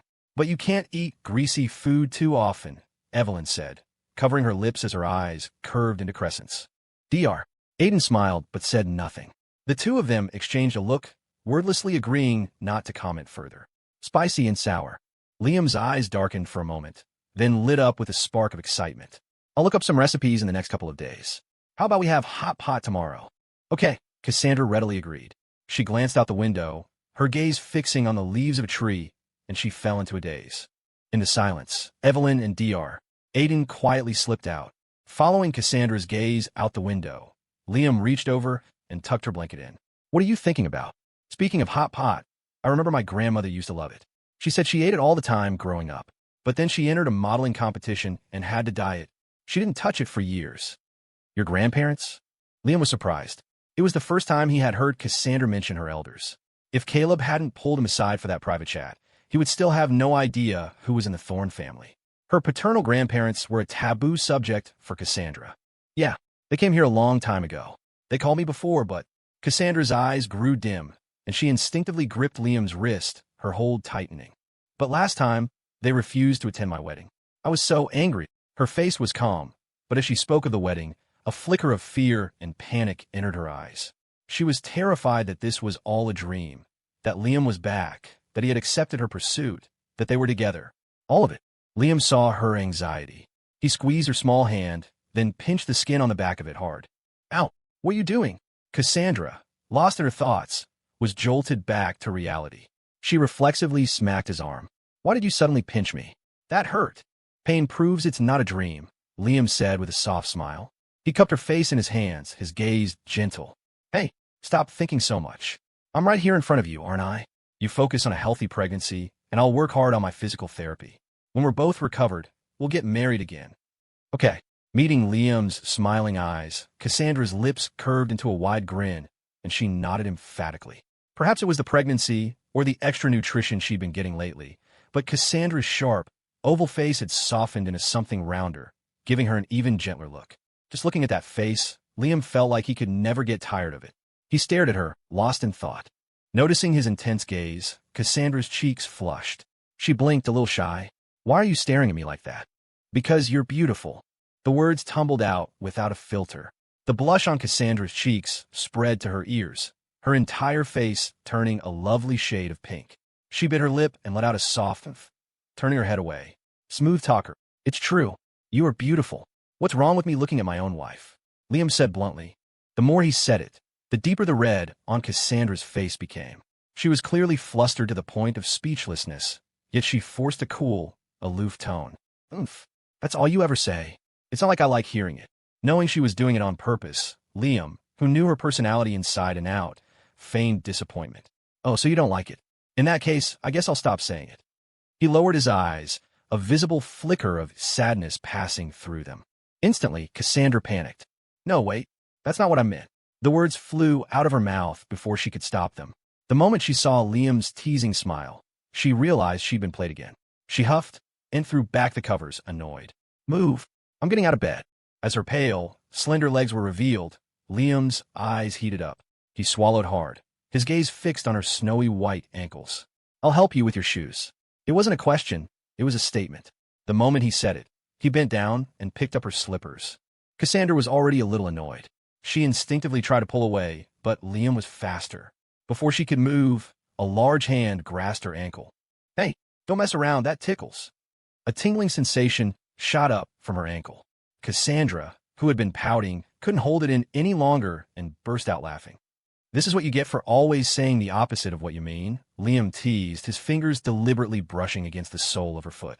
Your fate is in my hands now. One more sarcastic comment, and I'll tickle you. Cassandra was laughing so hard that tears were welling up in her eyes, but she couldn't move too much. In the end, all she managed to do was wrinkle the bedsheets. Okay. I give up. I surrender. Let's just go eat dinner, she pleaded between laughs, pushing at his arm. It was all in good fun, so Liam didn't take it too far. He picked up the slippers and slipped them onto her small feet. As he looked down, he noticed the multicolored polish on his own toes. Cassandra frowned. That's chipping. After dinner, I'll touch it up for you. More polish, my lady? Liam begged for mercy. I can't even wear sandals now. What kind of guy paints his toenails? Then I'll paint your fingernails, too. I don't care. I think it looks good, Cassandra said stubbornly, her eyes now fixed on his hands. Terrified, Liam immediately hid his hands in his sleeves. But once Cassandra had her sights set on something, there was no escape. Show me your hands. Let me see your nails, she commanded, planting her hands on her hips and glaring at him fiercely. Wife is heaven. Wife is earth. Especially a pregnant wife. You do not provoke a pregnant wife. Liam immediately surrendered. He obediently pulled his hands out of his sleeves and held them out for her. The way he lowered his head, so meek and obedient, made him look like a cute, wrong puppy. For a moment, Cassandra imagined two big dog ears sprouting from his head and a tail wagging restlessly behind him. The image was so adorable, it melted her heart. She didn't hesitate to take his two paws in her hands and examine them closely. Feeling her touch, Liam's scalp tingled. This is bad. What if she got some wild idea to give him a hot pink manicure? How would he ever show his face in public again? After studying them for a long time, Cassandra tilted her head, a brilliant idea flashing in her mind. You know, I need to get my nails redone too. Why don't we get matching ones? Oh, you wouldn't understand. Anyway, these hands belong to me now. After dinner, you're coming to my room, and I'm going to do them myself. Is there any part of my body that still belongs to me? Seeing Cassandra's enthusiasm, Liam weakly ventured, so, does that mean I get to do your hands? No way. You do a terrible job. I'm doing my own, Cassandra said, waving her hands dismissively. Who knew if Liam would try to get revenge by giving her a hideous manicure? Seeing the distrust in her eyes, Liam sighed dramatically. This is how trust between people dies. My technique might not be great, but I can at least paint a solid color. Who wants a solid color? I want designs. Besides, do you even know how to build an apex? Cassandra shot back without hesitation. That was definitely outside of Liam's knowledge base. He'd never considered giving himself a manicure. He was completely out of his depth. You're going to do all those fingers by yourself? I think we should just hire a manicurist. We can pick the designs. You don't have to do it all yourself, Liam suggested. Cassandra tilted her head, considering it. It seemed he had a point. Fine. I'll have Evelyn contact some local manicurists. We can have them come over after dinner. A professional manicurist would probably have some designs for men, right? Liam breathed a sigh of relief. But a second later, a sense of unease crept over him. To get our nails done, Don't you just need one person? Why did she say them? A bad feeling began to grow in his gut. Soon, after dinner, Liam stared at the 10 glamorously dressed manicurists assembled in the living room and fell silent. Right. Great. One technician per finger, I guess. His hands couldn't even handle this level of attention. It was a first for him. Cassandra, why are there so many manicurists? Are you getting your nails done? Catherine, having just finished her meal, was stunned by the sight of the small army in her living room. Liam and I are getting a matching set. Since it was just family, Cassandra announced it without a second thought. Catherine's eyes lit up. Oh, what a great idea. Why didn't I think of that sooner? She exclaimed excitedly, then grabbed Caleb, who had just finished eating and was picking his teeth. Honey, let's get a matching set too. Caleb, engrossed in his task, didn't quite hear what she said. He only caught the words matching set. They had bought plenty of matching items over the years, so, without thinking, he nodded. Sure, whatever you want, Catherine. Nearby, Liam looked at Caleb with newfound respect. As expected of the older generation, my father-in-law is so calm in the face of major decisions. It seems I still have much to learn. Catherine was thrilled. Cassandra, after you're done, have the manicurists come to my room. Your father and I will get ours done too. Cassandra, of course, had no objections. She flipped through a color palette, nodding slightly. Okay. Caleb, finally registering the words manicurist, felt a jolt. He forgot all about his teeth and stammered, Wait, hold on, Catherine. What did you say we were getting a matching set of? A manicure, Catherine replied without looking up, already engrossed in a book of designs. The words finally sinking in, Caleb's eyes widened. He instinctively pulled his hands back and looked at the 10 smiling technicians before him. A chill ran down his spine. Wait, Caleb swallowed hard, his voice strained. I'm a grown man.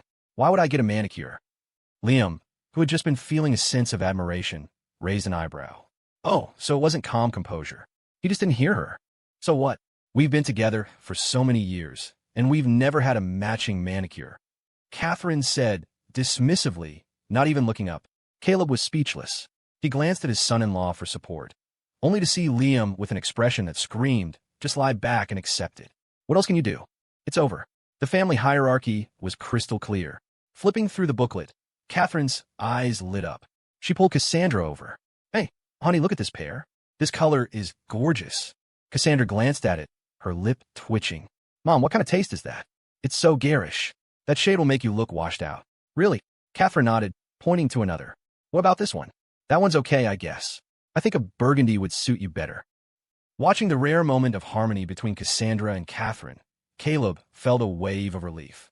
He quietly walked over and sat down beside Liam, gazing at his wife and daughter, his eyes filled with emotion. Fine, let's do it. It's not a big deal.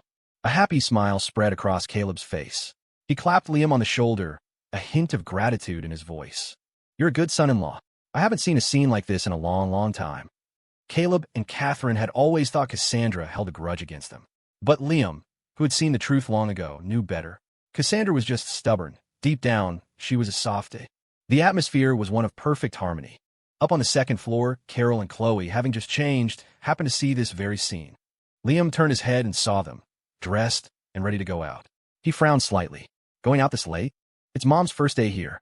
I want to take her out for a bit. It's only a little after 7. We'll be back before 9, Chloe answered with a smile. Carol also smiled and nodded at Caleb. Wrapped in the warmth of the moment, Caleb was in high spirits. He waved a hand and called out, Haley, you drive them. Then he turned to Carol and Chloe with a grin. In-law, buy whatever you want. We're all family here, don't be polite. The joyous atmosphere warmed everyone's hearts. Carol smiled and nodded, not saying much, and led Chloe outside. Once they were out, while Haley was getting the car, Carol pulled a bank card from her pocket. Chloe, use Mom's card tonight. Let's buy lots of gifts to bring back. Huh? Mom, where did you get a bank card? Chloe was startled. Your grandparents slipped it to me before I left. Don't worry, I won't touch your dowry. This is from my own savings from years ago. That's not what I'm talking about. At the mention of the word dowry, Chloe's cheeks flushed red. Spotting Leo, who had just finished his evening run, her heart skipped a beat. She ran back into the living room, grabbed a bottle of water, and handed it to him. Leo, dinner is in the dining room. Have someone heat it up before you eat, okay? Okay. Leo, panting, took the bottle from her. Seeing this, Carol understood. No wonder Liam had wanted to set Chloe up on a blind date. It was because she already liked someone, and he and Cassandra were getting impatient. Although Chloe was her precious daughter, Liam surely knew about her relationship with Leo. If Liam hadn't said anything, it meant this young man named Leo was a good person. Carol certainly wouldn't object. Finally catching his breath, Leo looked up and saw Carol standing nearby. He scratched his head awkwardly. "Hello, Annie." "Hello." Carol nodded with a smile, adding kindly, "Rest for a bit before you eat. You shouldn't eat, right, after exercising." Chloe was pleasantly surprised that her mother would say that to Leo. Leo was equally surprised. He nodded quickly. "Okay, thank you, Annie." As Haley pulled the car up, Carol opened the door. "Chloe, let's go." "Okay." Inside, the two women had chosen their designs. Cassandra picked a nude pink with diamonds and a hand-painted design. For Liam, she chose a pale blue that was flattering but not too bold. Seeing the design, Liam finally relaxed. You wouldn't even notice it if you weren't looking closely. Caleb, on the other hand, was in for a rough time. Following Cassandra's advice, Catherine had chosen a burgundy red. The matching color for him was, naturally, pure black. Watching Caleb stare at the design picture with a pained expression, Liam felt a sense of gratitude. Sometimes, you really did have to drag someone down with you. Without the comparison, he wouldn't have realized how lucky he was.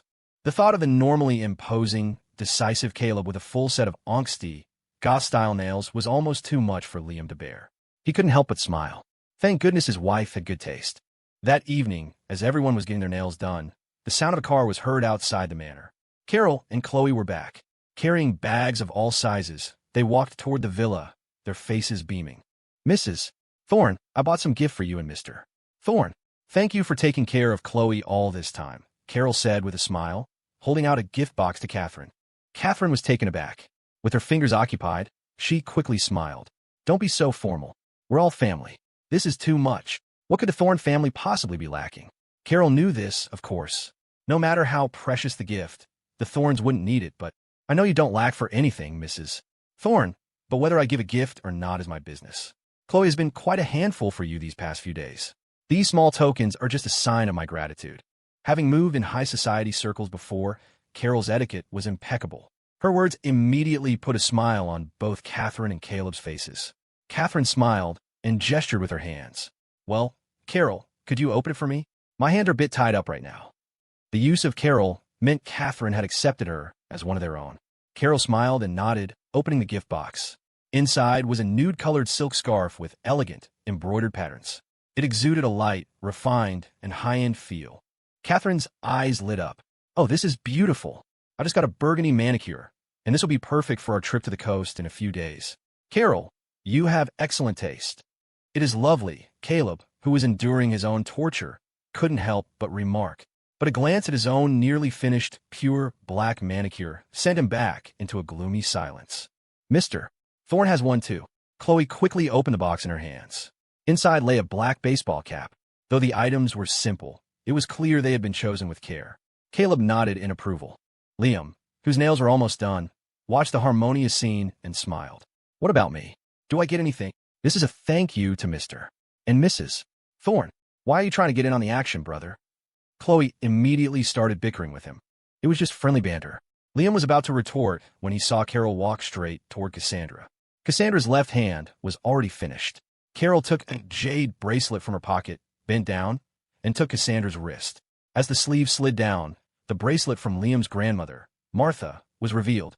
Carol smiled. "So Mom already gave you one of them." Cassandra was confused. As Carol slipped the new bracelet onto her wrist, she asked, "Annie, what does this mean?" Carol explained with a smile. "These two bracelets are a pair. They're chiming bangles. They were the most valuable part of your grandmother's dowry years ago. Now, they're both yours." This was possibly the most precious thing the Xia family owned, aside from their money. Cassandra understood the significance. She looked at the two bracelets on her wrist. She had thought the first one was unusually thin. Now she knew it was part of a pair. The two pale, pink bracelets chimed delicately when they touched, a sound that filled Cassandra with a sense of joy. She smiled and nodded. "Thank you, Anne. Thank you, Anne. Carol, would you like to get manicured too? The technicians are all here today. After we're done, we can go for facials tomorrow." Catherine invited Carol with a bright smile. Caleb immediately protested, his face a mask of grievance. "Honey, you always used to have me go with you for facials. Who needs you? I've been wanting to go with my girlfriends for ages. If they weren't always so busy, who would want to go with you?" Catherine huffed, her expression proud. Watching this, Liam finally understood where Cassandra got her proud, stubborn nature. It was genetic. Do you want to go? We can go shopping too. Chloe, you can come along. Catherine extended a warm invitation. Noticing Chloe's gaze drift toward the empty space outside the villa, Carol knew exactly what was on her mind. She smiled. I'll go with you. Just the two of us. We'll leave the kids behind. Great. We can have some time to ourselves. Catherine agreed readily and motioned for Carol to sit beside her. Seeing their two mothers bonding like sisters, Liam and Cassandra exchanged a smile. This, however, was torture for Caleb. His wife and daughter had both been stolen away, and his face was as black as coal, radiating an aura of deep resentment. In his misery, Caleb's gaze fell upon the young man running endless laps outside. And so, while Catherine and Carol went on a wild shopping spree and Liam and Cassandra enjoyed their days of sweet intimacy, Leo became the biggest victim of this whole affair. Once Caleb had set his sights on Leo, his training became inhumanly rigorous. The physical conditioning went from a 5-kilometer run to additional wilderness training. As a former Special Forces soldier, Caleb used almost every training method in the book on Leo, air freighting equipment if necessary, or buying it locally. After more than a week, Leo, who had already dropped to 160 pounds, saw his body fat percentage plummet while his muscle mass soared. He lost another 5 pounds. During this time, Leo was on the verge of collapse several times. It was as if Caleb had a personal vendetta against him, training him for all but 8 hours of sleep a day. It was only thanks to Chloe's occasional visits that he managed to survive the brutal beginning. This kid is really not bad. A bit slow on the uptake, but he's honest. Caleb couldn't help but praise, watching Leo move from push-ups to a weighted cross-country run. Palmer smiled. A friend of Mr. Lynn's is sure to be a good person. Peace finally settled for 2 weeks. Liam still needed some time before he could begin his physical therapy. The timing was perfect. When they returned from their coastal vacation, his therapy would be on the schedule. On the day of the trip, everyone woke up early. Since there were many people going, the Thorne family didn't have time to arrange for their own yacht. Instead, they borrowed one from the royal family. Hearing that his grandson and granddaughter-in-law wanted to go on a coastal vacation, Lord Charles was beyond thrilled. He had been secretly hoping to go along, but since he wasn't invited, he couldn't say anything. But now that Caleb had requested to borrow the yacht, he agreed without a moment's hesitation. From a Stanton estate, a convoy of more than a dozen luxury cars and several SUVs drove straight to Sovereign's Bay. As one of the UK's largest bays, it was always packed with vacationers, and today was no exception.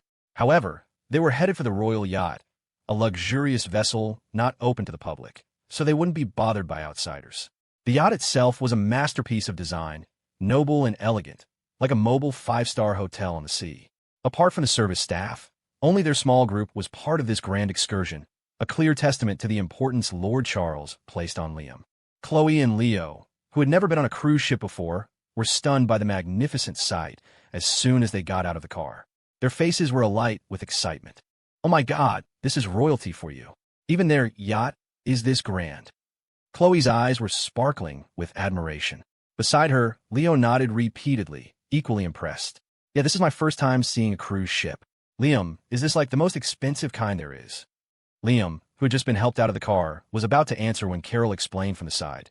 This is a standard passenger liner, but it is indeed much nicer than others of its kind. The Thorne family should have one like this as well. That's right. The one we have at home is similar to this. We just didn't bring it over. When we go back, I'll have Caleb take you for a ride, Catherine added with a smile. Welcome, everyone. Your staterooms have been prepared for you. Please board, a man in a server's uniform announced, leading a group of staff down a gangway. He bowed to Liam's party. Led by the staff, the group quickly found their respective rooms. They could play anywhere on the yacht, and the rooms were theirs to choose, though they had all been assigned presidential-level suites. After a tour, everyone was quite satisfied. As soon as they got to their room, Cassandra yawned. Putting down their things, Liam wheeled himself over to her. Tired? A little, she murmured. It wasn't just a little. Her eyes were practically sealed shut with exhaustion. We went to bed late last night, and we got up early today. You definitely didn't get enough sleep, Liam said. He motioned for a steward to prepare the bed. How about this? I'll stay here with you. You take a nap and catch up on some rest. Before he could finish, Riley burst into the room, full of energy. Sister, brother-in-law, let's go on a water slide, and then we can do karaoke. She was bubbling with excitement, but behind her, Paige was panting as she tried to keep up. Miss Riley, please don't run off. Meeting Liam and Cassandra's gaze, Paige's heart skipped a beat. She quickly bowed her head.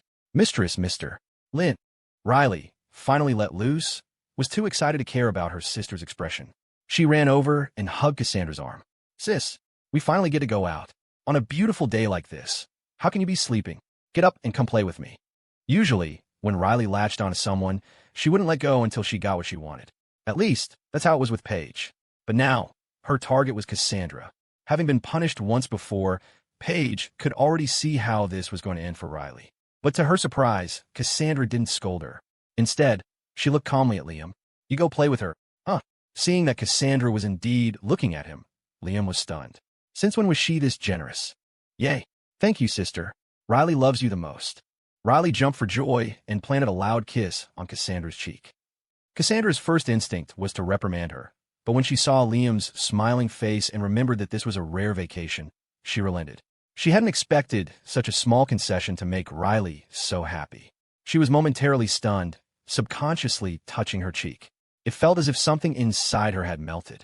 Cassandra smiled, glanced at the time, and her cool voice descended. "Morning only. I want to see Liam back here by 11:30. "No problem. A morning is more than enough for us." Riley agreed without hesitation and immediately turned to Liam. Poor Liam didn't even get a chance to say a word before he was pushed away by Riley. Once they were outside, Riley stopped and leaned down to look at him. "So, brother-in-law, what do you think of my strategy?" Liam was baffled. "What strategy?" "Sucking up to my sister, of course. If I hadn't buttered her up first, do you think she would have let you out to play with me?" Riley said, hands on her hips, looking smug. Liam's mouth twitched. "So your whole cutesy act was just to get me out here?" Riley rolled her eyes. "What else? I was hoping that after you marry my sister, you could keep her in check and speak up for me. I didn't realize you were so whipped." Liam didn't know whether to laugh or cry. So that's why the little rascal was always pushing for him and her sister to get together. Liam raised an eyebrow and started wheeling himself forward. "Being whipped is a good thing," he said along the way. "Haven't you heard the saying? Happy wife, happy life. Besides, when it's just the two of us, who knows who's really on top?" "Whatever. Let's not talk about that. Let's go play." Riley didn't get any of it. She let out a whoop, and, seeing Liam had already reached the elevator, hurried after him. "Hey, brother-in-law, wait for me." Behind them, Paige silently wiped the sweat from her brow and quickened her pace. On the yacht, Leo and Chloe were wandering around, marveling at the splendor. Carol and Catherine had gone straight to the spa. Evelyn and Dr. Aiden were sitting in the cafe, chatting and laughing. With Liam and Riley teamed up, the odd one out was no longer Riley, but Caleb. However, Caleb had only come to relax. He had work to do for the family company, so he opened his laptop at his suite and began working remotely. The coastal cruise vacation had officially begun. "Brother-in-law, your leg isn't up for this, so I'll go on my own first. I'll get you for karaoke later."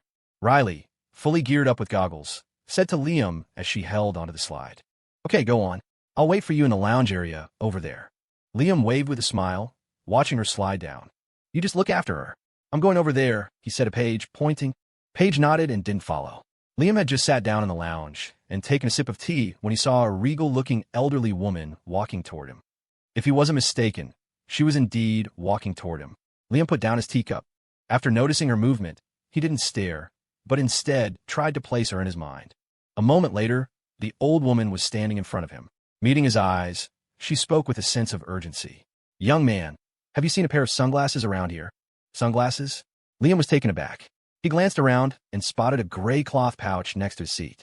He picked it up, and without opening it, held out to her. "Is this it?" Yes, that's it." The woman nodded repeatedly, hastily taking it from him. She opened the pouch to check, and, after confirming the contents were safe, she thanked him. "Thank you, young man. These sunglasses were a gift from my husband when we first met. I was just thinking I'd lost them." Liam smiled and nodded.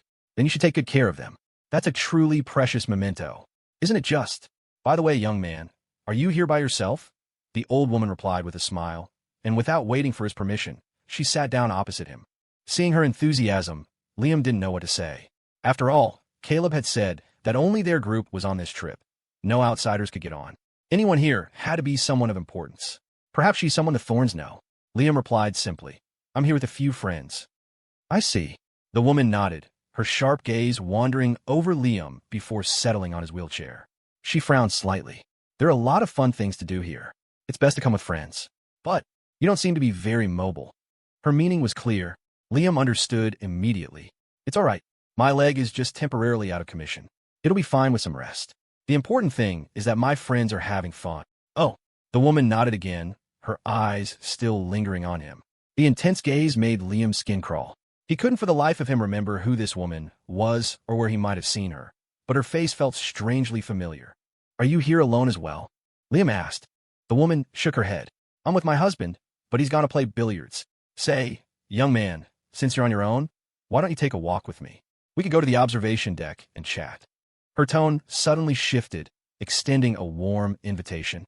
Liam was taken aback, but considering her likely status, he figured there was a reason she was here. After some thought, he readily agreed. Of course, I don't have much to do here by myself anyway. Then let's go. After informing a nearby server, Liam followed the old woman to the observation elevator. The top deck of the yacht was a viewing area, offering a panoramic view of the main deck and the vast, magnificent ocean below. The sea and sky blended into one, and under the midday sun, the scenery was breathtaking. The elevator stopped at the top floor. As the doors opened, Liam wheeled himself directly onto the terrace. Seeing him, a staff member quickly came forward to set up a table and lounge chairs for them. From the staff's behavior and their deferential tone toward the old woman, Liam was even more certain she was connected to the royal family. If not, Caleb would have told him. Thinking it through, she was most likely a relative of Lord Charles. Perhaps she's here to vet me. That was Liam's guess.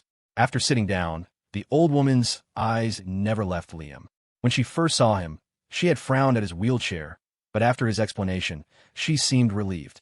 However, the fact that he had immediately requested to charter a yacht to entertain his friends upon being taken in by the royal family suggested to her that he was an opportunist. Therefore, her attitude toward him wasn't particularly polite. She treated him like a servant. Young man, I'm getting on in years and can't be in the sun for too long. Could you be a dear and fetch me a sun hat from over there? She asked with a smile, though it didn't reach her eyes. Liam paused. You were the one who suggested coming to the top deck, and now you can't handle the sun? What's this about? He frowned slightly, but it was only a few steps away, so he didn't say anything and wheeled himself over. When he brought the hat to her, she spoke again. You're a good boy. You must be the grandson Charles was talking about, aren't you? So, she's a friend of Charles's. Liam understood, but he feigned surprise. You know me? The woman nodded. Charles and I are friends. He told me you were his long-lost grandson. But looking at you, you seem to be of marriageable age, no? She's jumping straight to my marital status? Liam remained wary of the stranger and was momentarily at a loss for words. Seeing his silence, the woman grew more interested. Do you have someone you fancy? Yes. Liam nodded firmly, without hesitation. The woman frowned slightly. I see. You look to be in your 20s. Did you meet in school? Liam raised an eyebrow. He didn't understand what this woman was trying to find out, but he answered truthfully. Not exactly. I suppose it was after I started working. Or was it? He and Cassandra had met as children. In that sense, it must have been fate. Thinking of this, he added with a smile, actually, we met when we were kids. It feels like we were destined to be together. It was a surprise to meet again as adults. He spoke the truth, his face filled with genuine emotion and nostalgia. To the old woman, this was a massive red flag. Met as children, reconnected as adults, and he gets that look on his face just talking about it. What is that if not true love? The old woman was now thankful she had come to scout him out first. To marry her precious granddaughter to a man who didn't love her would be to ruin her entire life. She glanced at Liam, her desire to get to know him as a person completely gone. She just sighed with emotion. That's nice. It's good to have someone you love. Now that Charles has brought you back, you should find a time to marry your sweetheart. Her words were nothing but the truth. Liam did indeed plan to hold another wedding with Cassandra. They'd already set a date. But what was the meaning behind the old woman's words? What did she mean, now that Charles has brought you back? Liam scratched his head. I think you've misunderstood. I have no intention of rejoining the royal family. Now was the old woman's turn to be stunned. You don't plan to go back. I grew up in China. In my mind, China is my home. That's why I refuse to return to the royal family. Liam's tone was firm. One was the place where he had lived for over 20 years. The other was a foreign country. He knew which was more important, which was his reality. How could he possibly come back? Faced with Liam's resolute gaze, the old woman was clearly surprised. Do you have a job in China? Or assets? He was turning his back on a royal bloodline, a priceless inheritance. Did he know how much wealth and glory awaited him? And he didn't want it? At this, Liam looked a bit awkward. He gave a self-deprecating laugh. I don't have to worry about that. My wife's family is very wealthy. I'm currently studying abroad here, and the house I live in belongs to my wife. It doesn't sound great, but I guess you could say I'm married into the family, haha. He was telling the truth. That was his current situation. But to the old woman's ears, it sounded like he was planning to live off his wife entirely. At that moment, she was immensely grateful she had come to test the waters first. A man who had no consideration for the woman's side of things was absolutely unacceptable, especially one who would admit it so brazenly. How dark must his heart be? The old woman's eyes hardened. This marriage alliance, she would never agree to it. Well, that's nice too, she said, nodding. She then came clean. Actually, I did come here today to sound you out. I heard Charles wants to arrange a marriage for you, and the intended bride is a girl from our family. But after hearing what you've said, I think your current life is quite good. So, when Charles brings up the marriage alliance, please do me the favor of refusing. There's no need for our two families to be put in an awkward position. The old woman finally laid her cards on the table. Liam had already guessed as much. Under normal circumstances, it might be different, but for someone to be on this yacht at this time, they had to be an insider. What surprised him was that Charles wanted him to enter an arranged marriage. Does he have nothing better to do? He remembered that Charles knew how strong his feelings were for Cassandra. Liam's expression turned serious. He nodded. Thank you for the warning. I had no idea about this. Rest assured, I will personally refuse the monarch. Good. If you say so, then I can rest easy. The tension in the old woman's face finally relaxed. She looked at Liam and couldn't help but praise him. You are indeed a fine young man. But an arranged marriage, spending a lifetime with someone you don't love, would be very difficult. I'm glad you were able to make this decision. Since she was being direct, Liam felt there was no need to hide anything either. It was time to be honest. He smiled. I truly had no idea the monarch planned to arrange a marriage for me. If I had known, I would have refused from the start. My heart belongs to my wife, and my wife alone. In this world, she is the only one I love. He sat up straight, his words forthright and his eyes filled with nothing but unwavering resolve. If he hadn't been the potential match for her granddaughter, the old woman wouldn't have been so resistant from start. Now, seeing this young man so openly express his feelings, it was as if she were transported back to her youth, to the early days with her husband. Much of her prejudice melted away. She offered him a kind piece of advice. It's good that you have such conviction, but it's not right to always rely on your wife's assets. You need to have your own. You're studying here now, but when you go back, you should start your own company or something. Although the young man's character was decent, the idea of him living off his wife just didn't sit right with her. As a matriarch, she naturally considered things from the woman's perspective. Liam nodded humbly. Yes, you're right. I'll consider it. Don't just consider it. Do it. If you have any trouble with business or finances, you can ask Charles for help. And don't talk about growing up in China and not wanting to be involved with the royal family. In this life, you don't just live for yourself. You live with your resources. You have excellent resources right in front of you. You must learn to use them. The old woman spoke with the gravity of an elder offering guidance. After all, he was Charles's grandson. Even if she didn't want her granddaughter to marry him, she had to maintain appearances. Besides, Liam didn't seem greasy or opportunistic to her. On the contrary, he had a certain directness that reminded her of her son-in-law in his youth. Through Liam, she could almost see a young Caleb Thorne standing outside their door, declaring with a firm voice his intention to marry her precious daughter, Catherine. Memories flooded back, and the old woman felt a pang of sympathy for Liam. Liam had never considered this before. His main focus had been on taking care of Cassandra and ensuring she had a peaceful pregnancy. But the old woman's words had given him something to think about. Perhaps he really should build up his own resources so that even if he wanted to buy Cassandra a gift, he wouldn't always have to use the Thorne family's money. With this thought, Liam nodded and bowed to the old woman. Thank you for your guidance, ma'am. I will work hard. Good, good. The old woman nodded, looking at Liam with a sense of approval. She waved a hand. All right, you can go now. We have an agreement, remember? Yes, don't worry, Liam replied with a smile and wheeled himself to the elevator.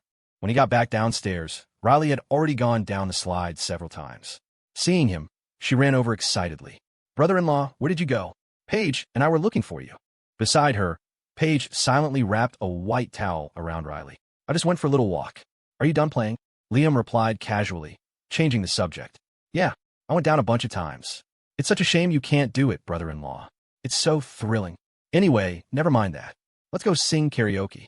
I've been holding it in for days. I'm going to have a blast today. As she spoke, she excitedly rushed behind Liam, grabbed the handles of his wheelchair, and pushed him toward the elevator. Riley Thorne, for all her theatrics, could actually sing. Liam had to give her that. As a former girl group idol, She had the pipes, and he was pleasantly surprised to find he wasn't being subjected to some demonic screeching. "Paige, why didn't you bring any booze?" Riley, clearly getting into the karaoke spirit, pouted at the exquisite fruit platters on the table. "A fruit plate? That's so boring." Just then, the door to the private room swung open and a few waiters entered, bearing trays of nuts and sunflower seeds. Riley's frown deepened.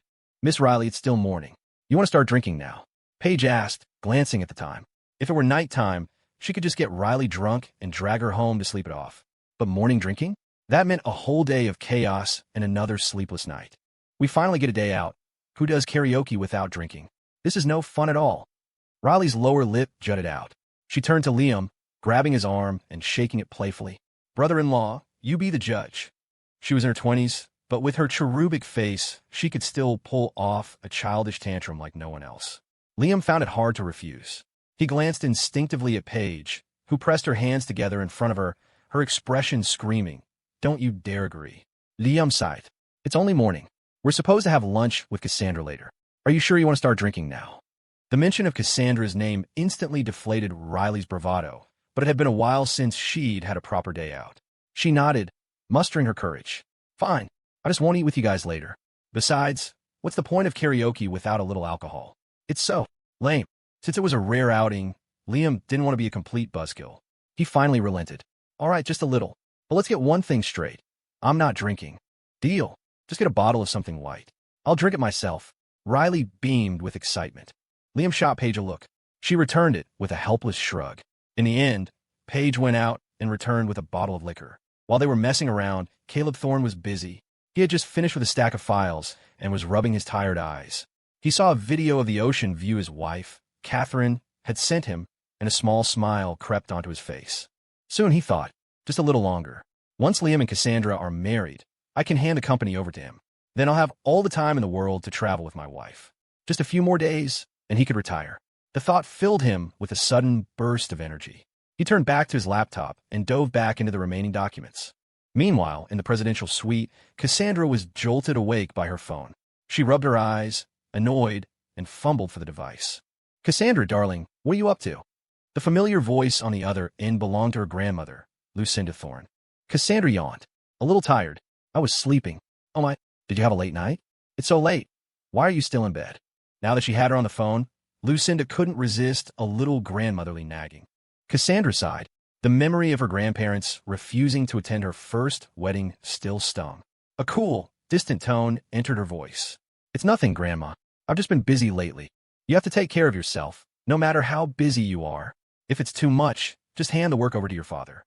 You've been running that company for so long, you deserve a proper vacation." It was clear Lucinda had no idea what Cassandra's life was really like now. "Don't worry, Grandma, I know." Cassandra had no intention of elaborating. She changed the subject. "Was there something you needed?" That brought Lucinda back to the point. Her tone immediately grew more serious. "Cassandra, dear, it's like this. A friend of mine wants to introduce you to someone, a blind date. I already went ahead and felt the young man out, and I don't think he's right for you at all. I'm just calling to give you a heads up. If someone invites you to a banquet in the next few days, just say no."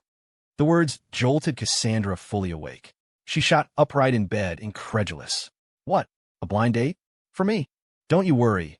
I know you're still hung up on that boy from before, so I already turned him down for you. But Cassandra, you can't go on like this. Life has to go on. You need to move on, find someone new." Cassandra wasn't listening. The phrase blind date was echoing in her ears, and she nearly dropped her phone. "That's enough, Grandma. You don't need to worry about my affairs. I'm not going on any blind dates, and don't you dare bring it up again." Her voice was stiff. She had spent some time with her grandparents as a child, but after they moved to the UK, they had rarely seen each other. She had invited them to her wedding with Liam out of courtesy, but they couldn't understand marrying a dead man and hadn't come. The distance between them had only grown. They hadn't spoken in ages, and now her grandmother was suddenly trying to set her up? The thought infuriated her. All right, I won't say any more." Lucinda sighed, sensing the coldness in Cassandra's voice.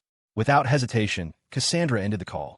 On the other end, Lucinda stared at her phone as the dial tone buzzed, then looked helplessly at her husband, Theodore. "Theodore, do you think we were too harsh last time? It feels like Cassandra doesn't even want to take our calls anymore." Theodore glanced over, shaking his head with a weary sigh. "A wedding is a major life event. We should have gone." But don't blame yourself entirely. We were both at fault. What did she say about the blind date? She's completely against it. Told me not to meddle and hung up on me, Lucinda said, gesturing to her phone. Theodore's expression hardened.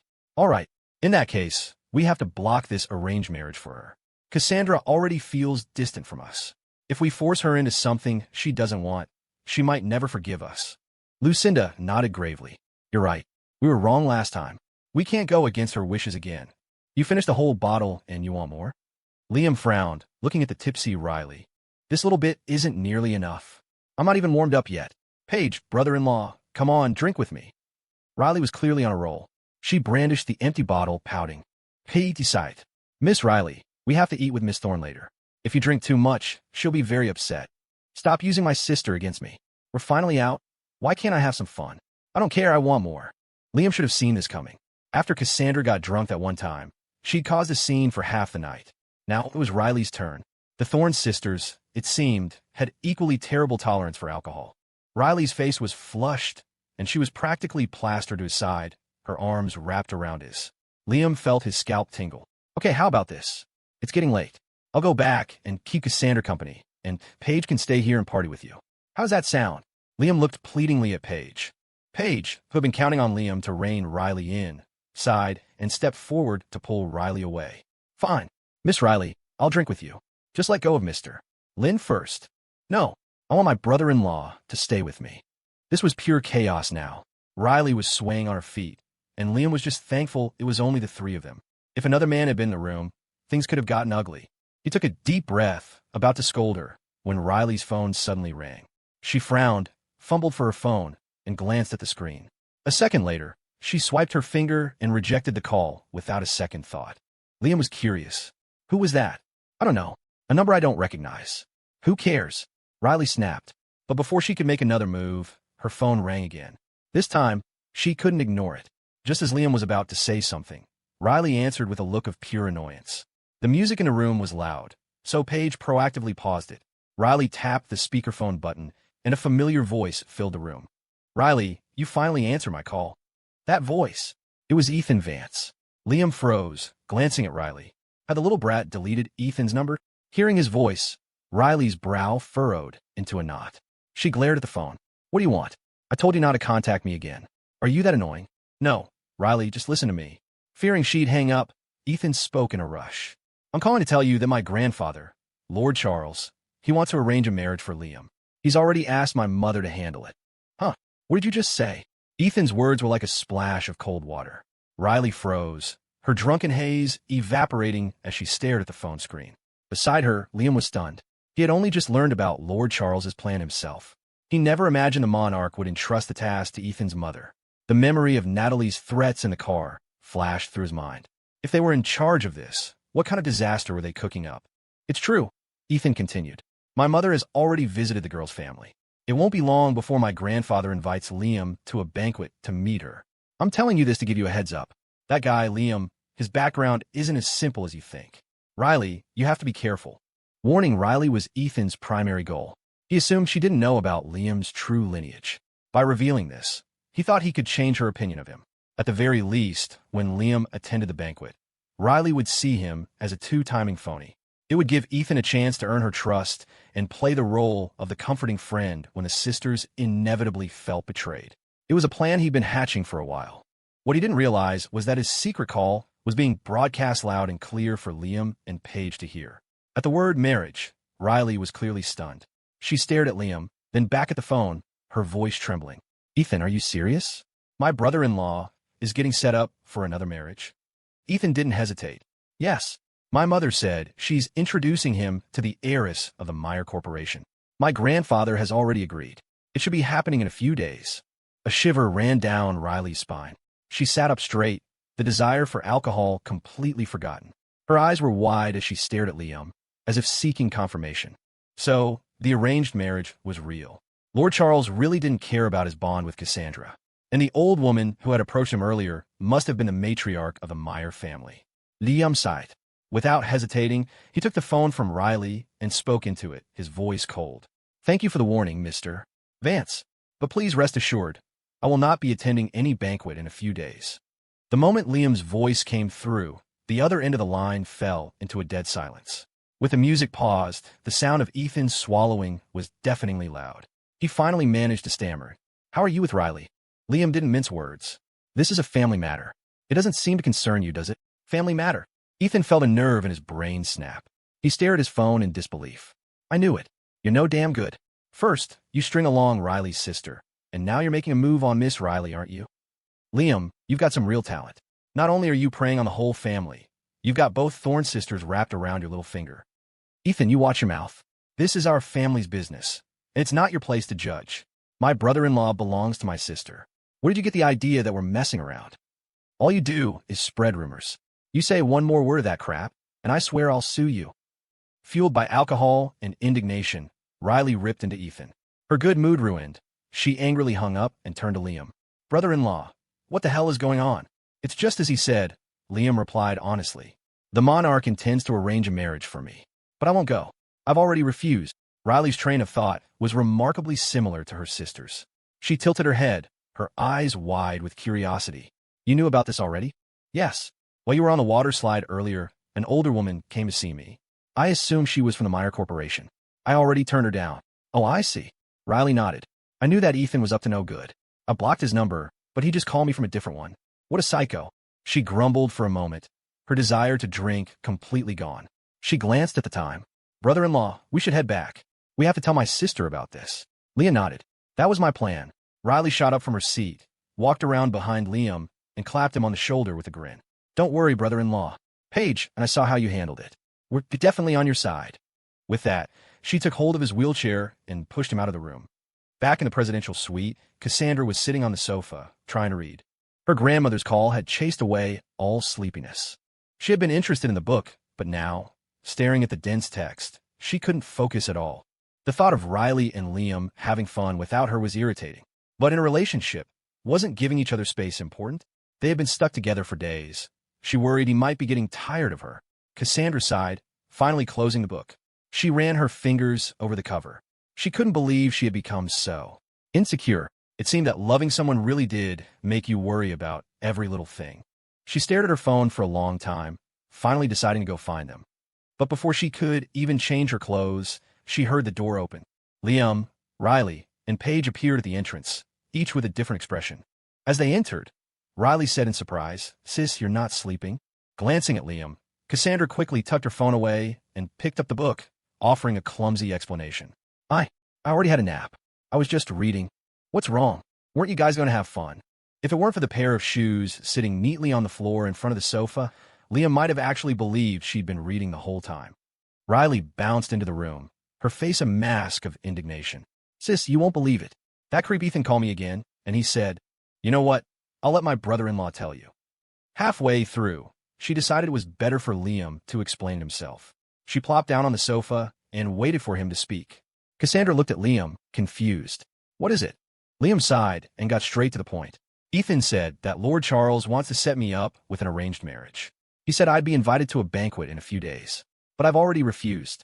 Even though it's not going to happen, I felt I should tell you everything, so there are no misunderstandings between us." Cassandra had already guessed the gist of it the moment Liam said arranged marriage, but his earnest expression warmed her heart. He really did think of her first, in everything. Even in a situation like this, he chose to be on her side. She was deeply moved, a warm feeling spreading through her chest like a glowing ember. Seeing Cassandra's silence, Riley got anxious and quickly jumped in to help. "I can vouch for him. Sis, when I got the call, my brother-in-law didn't hesitate for a second. He refused right away. He's completely devoted to you." She didn't need Riley's explanation, but it was the icing on the cake. Instantly, the gloom that had settled over Cassandra vanished. She smiled at Liam. "So that's what this is about." "Actually, I wasn't sleeping. My grandmother called me just now.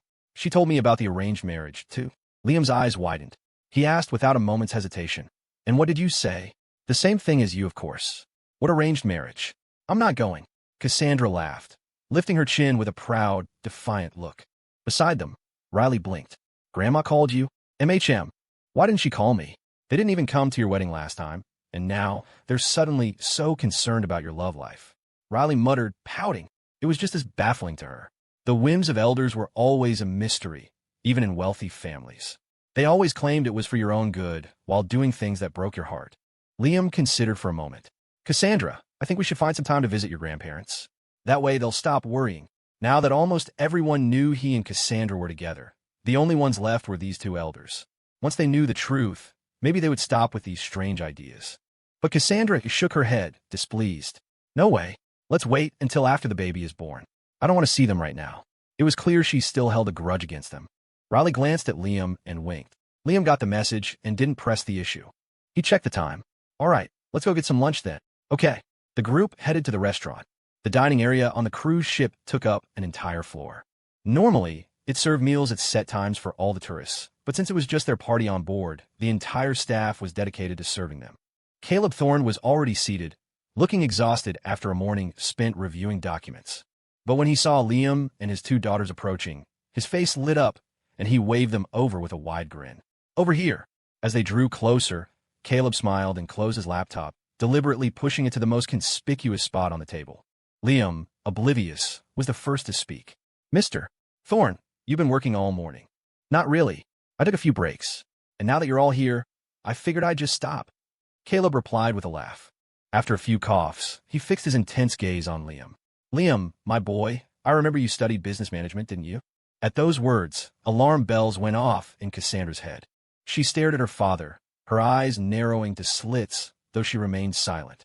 Riley, clueless about such matters, was already engrossed in the menu. Liam scratched his head. At this point, whatever his father-in-law asked, he might as well answer honestly. He nodded. I took some classes in college, but it's been a while. I'm probably a bit rusty. Nonsense. Rusty?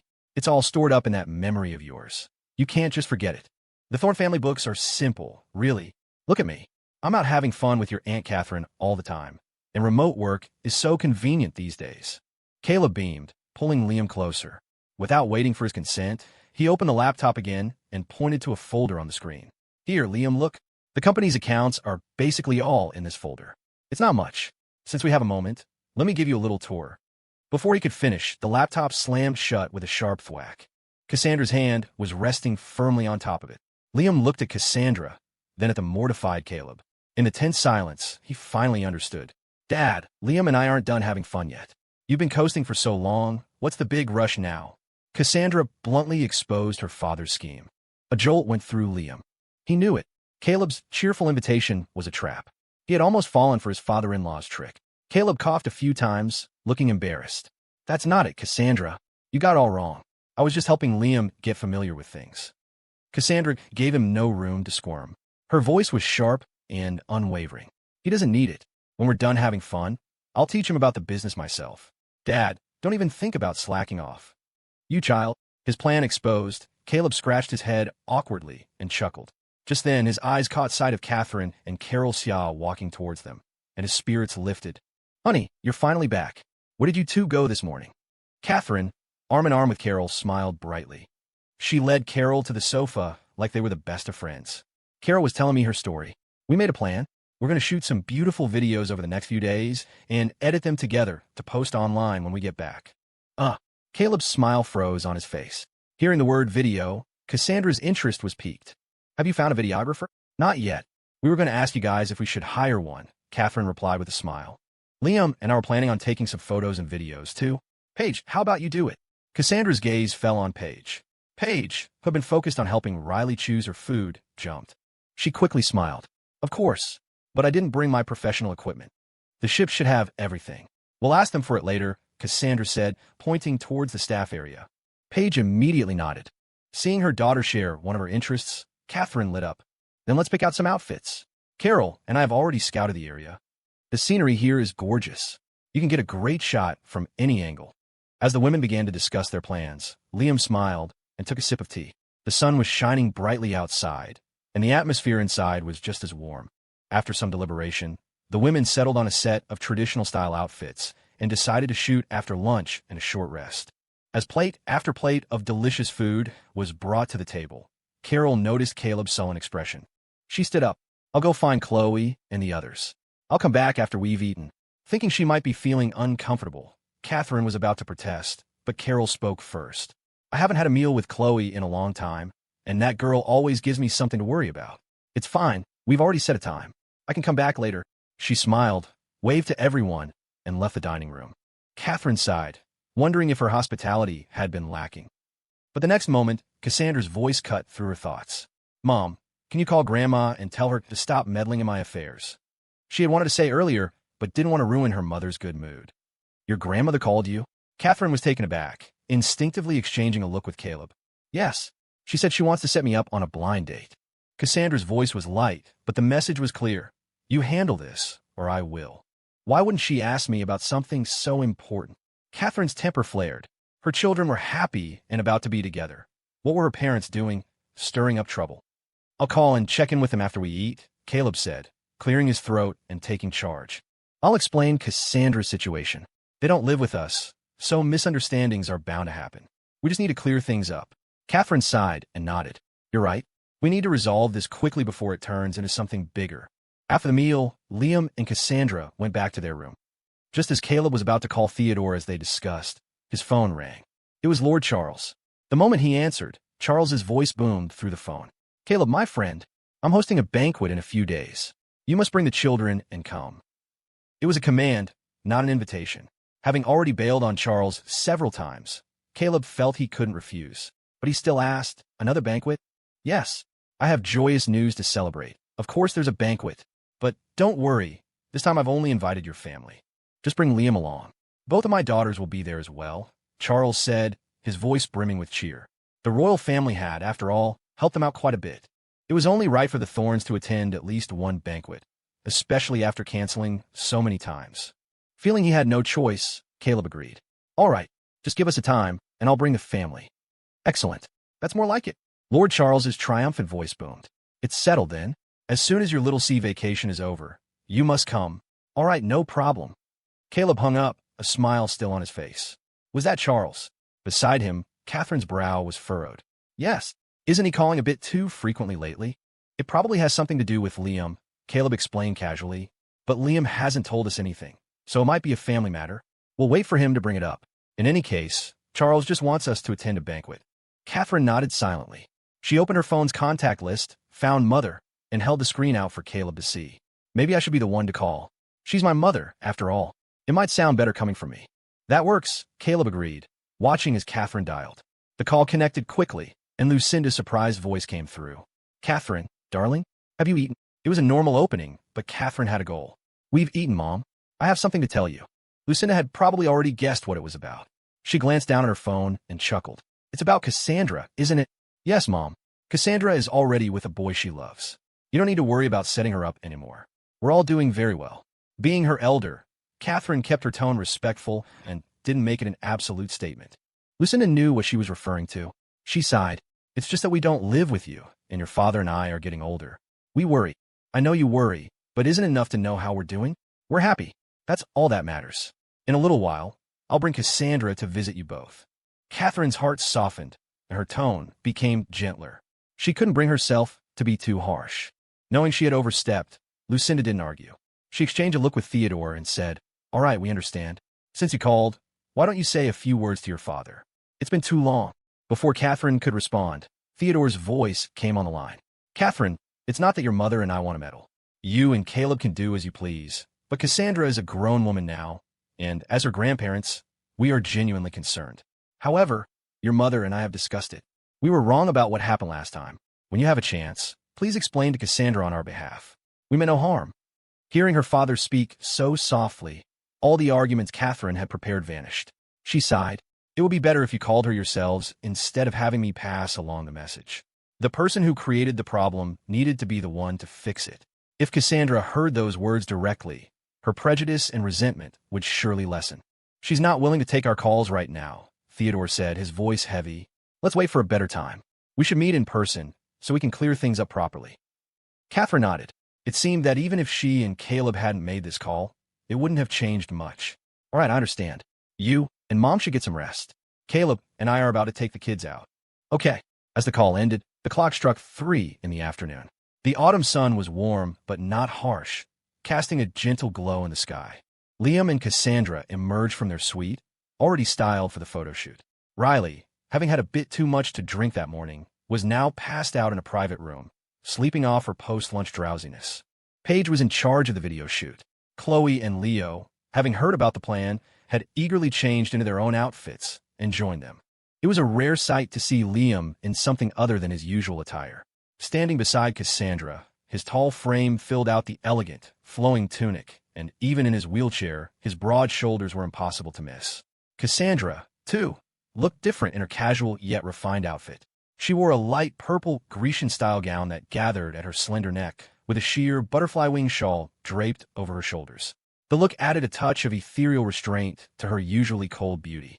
At just over 3 months pregnant, her belly was barely noticeable, completely hidden by the gown's draping fabric. As they arrived on the deck, everyone's eyes lit up. Catherine had never seen her daughter dressed like this. The sunlight cascaded over Cassandra, and whether from a recent diet or something else, her face seemed to have filled out slightly, her palm-sized, oval face looking as perfect as a doll's. Forgetting to even admire her own husband's new look, Catherine stared at her daughter, sighing with admiration. "I told you, my brother and sister-in-law should wear clothes like this more often. They're both so gorgeous. Why not experiment with different styles?" Chloe was already gushing excitedly. Beside her, Leo's eyes widened at the sight of Cassandra, but after a few seconds of stunned silence, his gaze shifted to Chloe. She was dressed in a pale blue gown of a similar style, looking playful and vibrant, just as eye-catching. Good genes ran in the family. How could she be anything less than stunning? Cassandra's gaze drifted down to Liam's legs, a hint of regret in her eyes. "It's a shame your legs haven't healed yet." "Huh?" Liam was taken aback. "What would you want to do if they were healed?" Cassandra raised an eyebrow, a teasing smile playing on her lips. "Some poses that require a partner, of course." As she spoke, her mind conjured an image of Liam with his arm around her waist, holding her close against the railing of the deck, sharing an intimate moment. But for now, that was impossible. Staring into Cassandra's wistful eyes, Liam's own eyes flashed as if he'd read her mind. He grinned mischievously. "We can still do that now. It's just a question of who's on top, isn't it?" Did a question like that even need to be asked? Hiss. The words had barely left his mouth when a sharp pain shot through his side. He sucked in a breath and saw Cassandra's small hand pinching the skin there. "Did I say you could talk?" Cassandra feigned anger, her hand shooting up to hook his chin, forcing his head up to meet her gaze. Her fingers gripped him tightly, the web of her hand pressing firmly against his jaw as if to crush it. Red marks bloomed on his skin. Liam cried out in pain, about to protest, but he heard a click from nearby. A true professional, Paige had already captured the moment. Yes, just like that. "Mister. Lynn, give us a smile." It was a perfect shot. The deep blue sea behind them, two devastatingly beautiful people in front. How could she miss such a scene? Not wanting to miss out on the fun, Catherine scurried over, directing excitedly. "This angle is perfect. You two just do your thing. Don't mind us." Liam smiled. Liam thought, smile? Smile about what? This woman is about to shatter my jawbone. But then he met Cassandra's expectant gaze, and his heart sank. Complaining now would just ruin his wife's fun, wouldn't it? His eyes darted around. He decided to lean into it. He grabbed Cassandra's wrist, his own eyes turning glassy and vulnerable. "Can you be a little gentler?" he whimpered. "It hurts." Hiss. This time, it was Cassandra who sucked in a sharp breath. She subconsciously licked her dry lips, her throat bobbing as she met Liam's pitiful gaze. Once again, he looked just like a little puppy. A strange, primal frustration surged through Cassandra. Why couldn't humans have tails? If she had one right now, she couldn't imagine the scandalous things she'd be doing with it. For a split second, her focus wavered, and in that moment, she caught a flicker of cunning in Liam's eyes. Damn it, he's doing it on purpose. Cassandra furiously let go of his chin, grabbing his collar instead. She leaned in close, her voice a low, cold threat. "You try faking it one more time." The battle had clearly escalated. But Catherine, who lived for this kind of drama, was rubbing her hands together in glee, a grin stretching from ear to ear. She urged Paige on, their heads huddled together in front of the camera. Yes, that's the shot. Get it. Can you switch to video? Wait, I'm looking, I think so." Paige nodded frantically, searching for the record button. Nearby, Chloe had her hands balled into fists, her face flushed with excitement as she watched the drama unfold. She looked like she was about to jump up and down. Leo, however, was staring intently, swallowing hard. He finally understood what his brother Liam had to put up with on a daily basis. But still, he hadn't seen this side of him. Who knew that the calm and collected Liam was a total soft boy in private with Cassandra? He stroked his chin, his eyes darting to the thrilled Chloe, a thoughtful look on his face. The collar of his tunic was bunched up in her fist, and Liam felt his throat tighten. It wasn't suffocating, but she said he was faking? Faking? I'm doing this to make you happy. What kind of talk is that? Liam suddenly felt wronged. I'm not. Honey, what part of this is fake?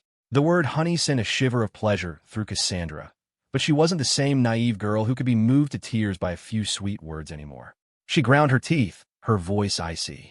Still say you're not faking. Just try putting on that voice again. She'd seen through him. Liam's eyes darkened. How times had changed. It hadn't been long, and Cassandra was already immune to his sweet talk. This wouldn't do. How was he supposed to handle her in the future? His eyes flickered. He sniffled dramatically, then theatrically raised a hand to wipe his eye. I'm so hurt. You actually said I was faking it, honey. I thought you'd like me this way. Cassandra froze. She watched as Liam lowered his head, his hand still dabbing at his cheek. His hair fell over his eyes, and from her angle, she couldn't tell if he was actually crying. For a moment, she panicked. Are you crying? Liam didn't speak, just kept his head down, his eyes hidden. His silence was her weakness. Now, Cassandra was genuinely worried.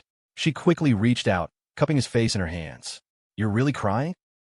Unable to handle his silent treatment, Cassandra caved. Okay, I was wrong. I'll never say you're faking it again.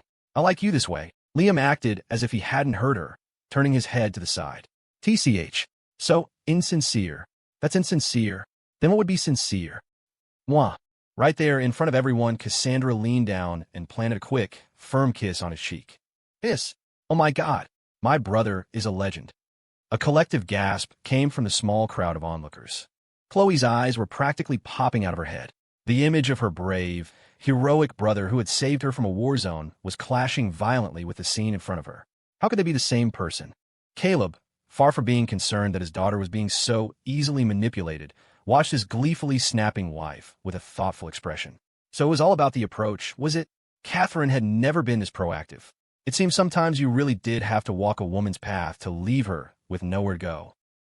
Chloe, Leo, having psyched himself up, finally found the courage to speak. But the moment Chloe turned to him with a questioning look, the words died in his throat. What is it, Leo? Chloe asked, bewildered. And nothing. Let's just watch the show, Leo stammered, swallowing hard. He just couldn't bring himself to be so dramatic. His brother Liam was on another level, capable of being both tough and tender. A true man. Stop staring at me. You already kissed me. Why are you still staring? Cassandra's cheeks were bright red. She lowered her head, unable to meet Liam's gaze again. Liam turned his head. Just one. Cassandra froze. How many more do you want? Liam laughed. Shouldn't it be 100 or so? How is one enough? You can't appease someone that quickly. After all that, the realization finally dawned on Cassandra. She stared at him dumbfounded. Wait a minute, appease you? I'm appeasing you? Her head spun. When she finally came to her senses, she realized she had just been played. What else? Liam watched her with amusement. Nothing, absolutely nothing, was more satisfying than watching Cassandra's expression change. Having a wife with such a range of faces made life endlessly entertaining. But seeing her face stiffen, Liam, who knew her inside and out, caught her wrist and, in a completely unexpected move, bowed his head. Like a dragonfly skimming the water, his lips brushed against the back of her pale white hand, a perfect moment against the backdrop of the autumn sky and endless sea. Is that enough? He tilted his head, smiling up at her. Cassandra snorted, lifting her chin proudly. It's all right, I guess, she muttered. Nothing special. Oh, so it was just nothing special. Liam's eyes darkened. He glanced at the audience, their faces flushed from watching the spectacle, and his voice dropped. Then we'll save it for next time. There are too many people here to really satisfy you. It wouldn't be appropriate. Hearing the first part of his sentence, she'd expected some grand gesture of appeasement. But the follow-up was that it was inconvenient because of the crowd. Cassandra's eyes instantly turned cold. Her icy gaze swept over the people around them. She raised her voice, deliberately, several notches louder. So what if there are people? If they want to watch, let them. I, Cassandra Thorne, have never been afraid of an audience. That was a bold statement. Looking at Cassandra's defiant and confident expression, Liam suddenly had the thought that if there were a bed on the deck right now, she might not hesitate to pull him onto it. No. Surely she hadn't reached that level of brazenness. Just as Liam was struggling to find a way out of this, Caleb cleared his throat, mercifully breaking the tension. Ahem, Catherine, how are the photos coming along? Catherine, who had been engrossed in adding filters, looked up. I was just editing them, but they might not even need it. My daughter and son-in-law are so naturally beautiful. I could probably post them as is. What's there to edit? Just post them. Hey, didn't our in-laws say she set up an account? Post them on her account. Wait a minute. Why haven't we seen her for so long? Caleb's question made everyone realize that Cassandra was missing. Chloe smacked her forehead. Mom said she was going to change. I hope nothing happened. Leo, I'm going to the dressing room. Before she could finish, Carol emerged, dressed in a stunning golden gown, clutching her phone with an apologetic look. Sorry, everyone. Lord Charles was on the phone. I just finished the call. Oh, okay. Chloe breathed a sigh of relief. Liam, however, was surprised. He called you? What for? Carol looked awkwardly at Caleb and Catherine, then answered truthfully. He said that after our vacation, he wants to invite all of us to a royal banquet. He called you too? Catherine was speechless. Caleb also looked at Carol in bewilderment. Knowing that Liam hadn't yet told the Thorns everything Lord Charles had said, Carol just laughed it off. No one thought much of it. Catherine changed the subject again. Carol, come here. Give me your account info. I just took some amazing pictures. I'll send them to your phone, and you can post them. Sure. Carol nodded. They took a few more photos and some short videos. Since Caleb and Catherine rarely appeared in public, their faces were kept out of the shots. Liam and Cassandra's photos, however, were posted as they were, along with some scenic shots of Chloe and Leo, all compiled into a small video and photo gallery. After uploading it to TikTok, Carol even tagged the location to reassure her parents. It didn't take long for the comments to start pouring in. Is that a cruise ship? Damn, it's huge. Thank you, Captain Moneybags, for showing me the world. Why couldn't I have been born rich? I'm so sick of this world. I'm so jealous. Sir, are you by any chance looking to adopt? Similar comments flooded in, and soon, someone in the comments section recognized Liam's face. The factory guy, who had been absent from the public eye for so long, had reappeared, and in a happy family video no less. The woman standing next to him was clearly the heiress who had successfully chased her man down. The discussion exploded again. That face looks so familiar. Is that factory guy? Factory guy? You mean the one who disappeared months ago? No way. I heard from someone in my dad's circle that factory guy was dead. When did he die? Is that reliable info? This sudden appearance once again made Liam the center of a national firestorm. The modern internet has a long memory. The whole country knew the sensational story of the factory guy, the heiress's public manhunt, his escape, his stint on a reality show, the scandal with idol Sienna Shaw. Any one of those events was the stuff of legends. And now, even after disappearing, his return was still a massive event. The topic quickly started trending. Hashtag factory guy resurrected. New fans and old fans alike flooded in to see his new, glamorous life. Factory guy is a legend. He actually got the heiress in the end. The character arc is ruined. Wasn't he all about freedom before? He kept running away.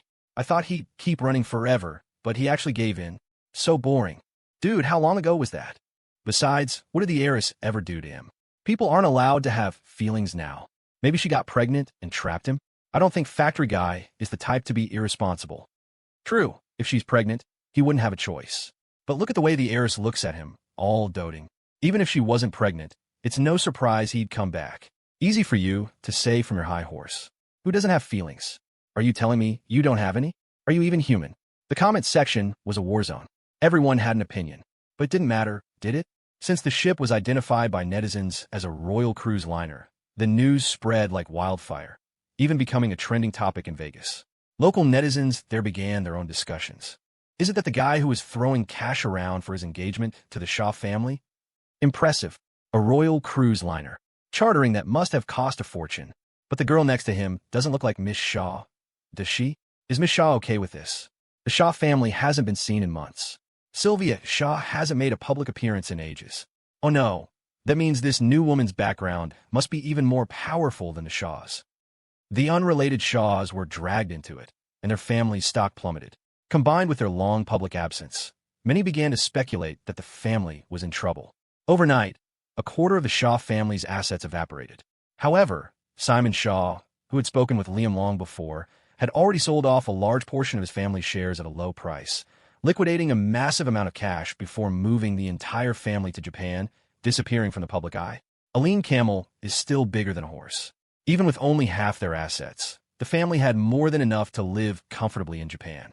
The only tragedy was that Sylvia Shaw was still in a coma. Even with the Shaw family's advanced medical technology, it was useless. Sylvia herself had lost the will to live. Meanwhile, Jessica, filled with regret and reeling from her latest rejection, was holed up at home.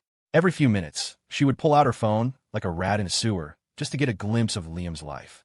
But no matter how she searched, news about him seemed to have been locked down, stopping completely after that one live stream at sea. There had been nothing since. And now, she was seeing him again. In the photos, the woman standing next to him was the same elegant woman she had seen in the car that day. Even though the pose was a bit off, it was clear how good Liam and Cassandra's relationship was. The cruise ship they were on, Jessica had looked it up. It was a ship where tickets cost over $10,000. And that was just to get on board. But she could see it clearly on the deck, and in the video, the only voices were theirs. They had booked the entire cruise ship. An overwhelming sense of inadequacy consumed Jessica. Today, no matter how much she didn't want to accept it, she had to. Liam was truly no longer hers. Their past, their history, it had probably ended the moment she'd thrown him out of that rental apartment, or maybe even at the very beginning, when she told him to get lost. Sis, if you're not going to work, you need to move out. The door was suddenly thrown open, and her brother, Justin, stood there, his eyes full of annoyance. Seeing his sister still curled up in bed playing on her phone, his face twisted in disgust. You're an adult. Mom and Dad are selling this house to downsize. It's time you went out and earned a living for yourself. As if jolted awake, Jessica sprang up.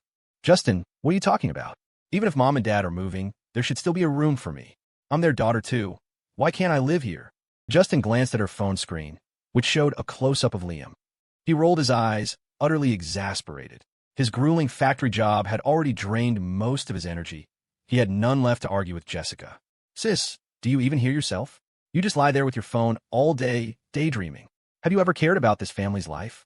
Mom, Dad, and I are all pitching in for the new house. Part of my salary is going to the mortgage. What right do you have to live there? Justin was furious, pointing a trembling finger at her.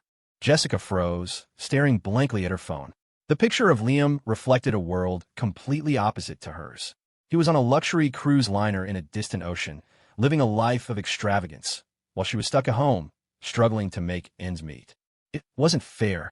All of that could have been hers. But now it had all come to this. It wasn't fair. Justin, lend me some money.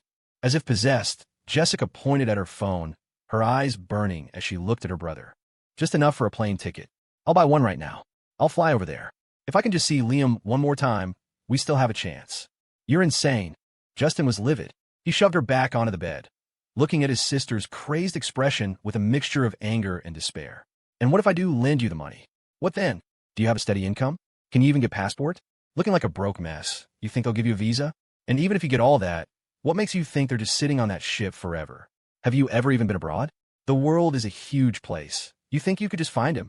Justin had finally broken. His sister's madness had pushed him over the edge. He had once fantasized about running into Liam again, maybe striking up a conversation. Perhaps Liam, in a good mood, would toss him some money. Even a little bit, given Liam's current status, would be like gold to him. But as time went on and there was no news of Liam, and now knowing he was abroad, he finally understood the vast chasm between them. He and Liam were not from the same world. Neither was his sister. They had never belonged in that social class. He had already accepted it, no longer clinging to a fantasy. But his sister was still lost to her delusion, and he was just so tired.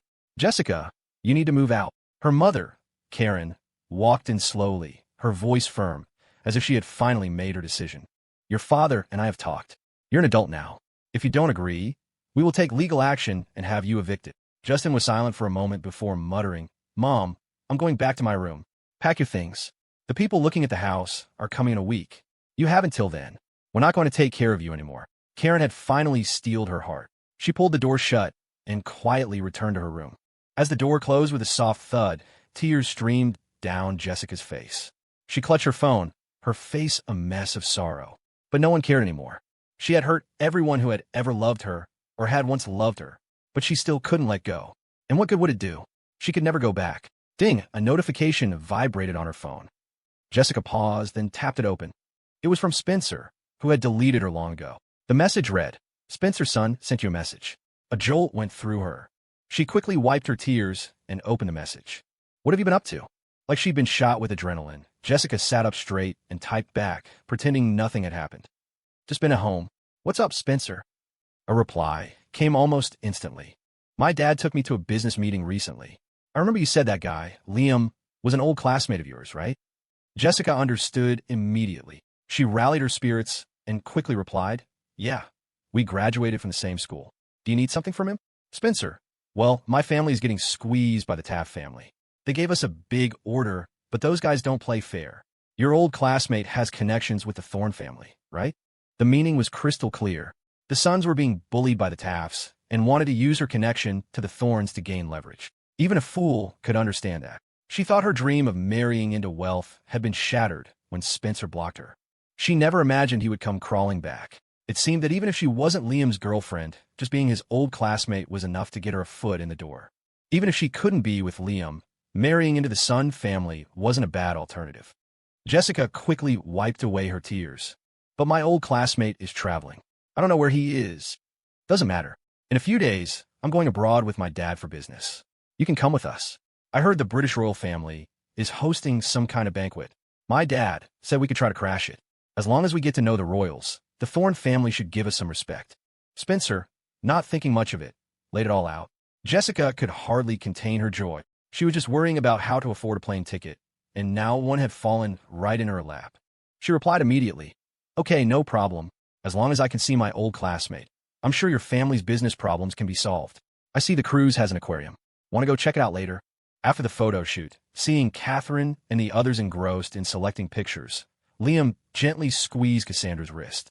It was a direct invitation from Liam, and of course, Cassandra wouldn't refuse. "Sure, let's go together," she replied with a smile, moving behind Liam to take hold of his wheelchair. The others were too preoccupied to pay them much mind. As Caleb had said, "Let the kids be." Catherine nodded in agreement. "It's rare for the kids to be so enthusiastic. Let them have their fun, and we'll have ours." Seeing them leave hand in hand, Leo, who had been fidgeting for a while, finally clenched his fists. He slowly approached Chloe, the sweat on his palms betraying his nervousness. Sensing a heated presence behind her, Chloe whipped around and met Leo's intense gaze. Her cheeks flushed uncontrollably. She looked down, twisting the corner of her dress between her fingers. Leo was just as nervous, but seeing Chloe's reaction, he knew he had to be the one to make a move. He took a deep breath, cleared his throat, and said, Chloe, can I invite you to take some pictures with me?" His nervousness made the words come out a bit stiff. Chloe's fidgeting stopped. She looked up in disbelief. "Leo, you worked yourself up all this time just to ask me that." But she knew she couldn't rush things. She bit her lip, glanced at the elders standing nearby, and finally nodded. "MHM. Then, Paige, could you please help Chloe and me take a few pictures too?" Having gotten a positive response, Leo summoned his courage and asked Paige. Paige agreed and stepped forward to take their photos. Carol watched them with a knowing smile. Beside her, Catherine leaned in and whispered, "Looks like your family is about to have a double dose of good news, Carol. I don't even know when it started. My daughter's all grown up, and I didn't even notice."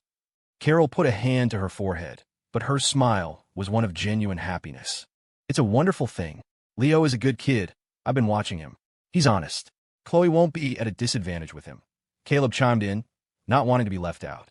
On the deck, the happy scene was captured in a perfect snapshot. Inside the Royal Cruise Line's dedicated aquarium floor, Liam was stunned by the spectacle before him. A vast expanse of deep blue surrounded them, with colorful schools of fish swimming overhead and on all sides. It was as immersive as deep-sea diving, a true ocean experience. It was Liam's first time in such a place. He had seen aquariums on TV, of course, but the reality was breathtaking, though his shock was brief. In contrast, Cassandra was much calmer. She tilted her head back, looking around, and offered a measured assessment. "The design here is quite good." Hearing her voice, Liam snapped back to reality, a wry smile on his face.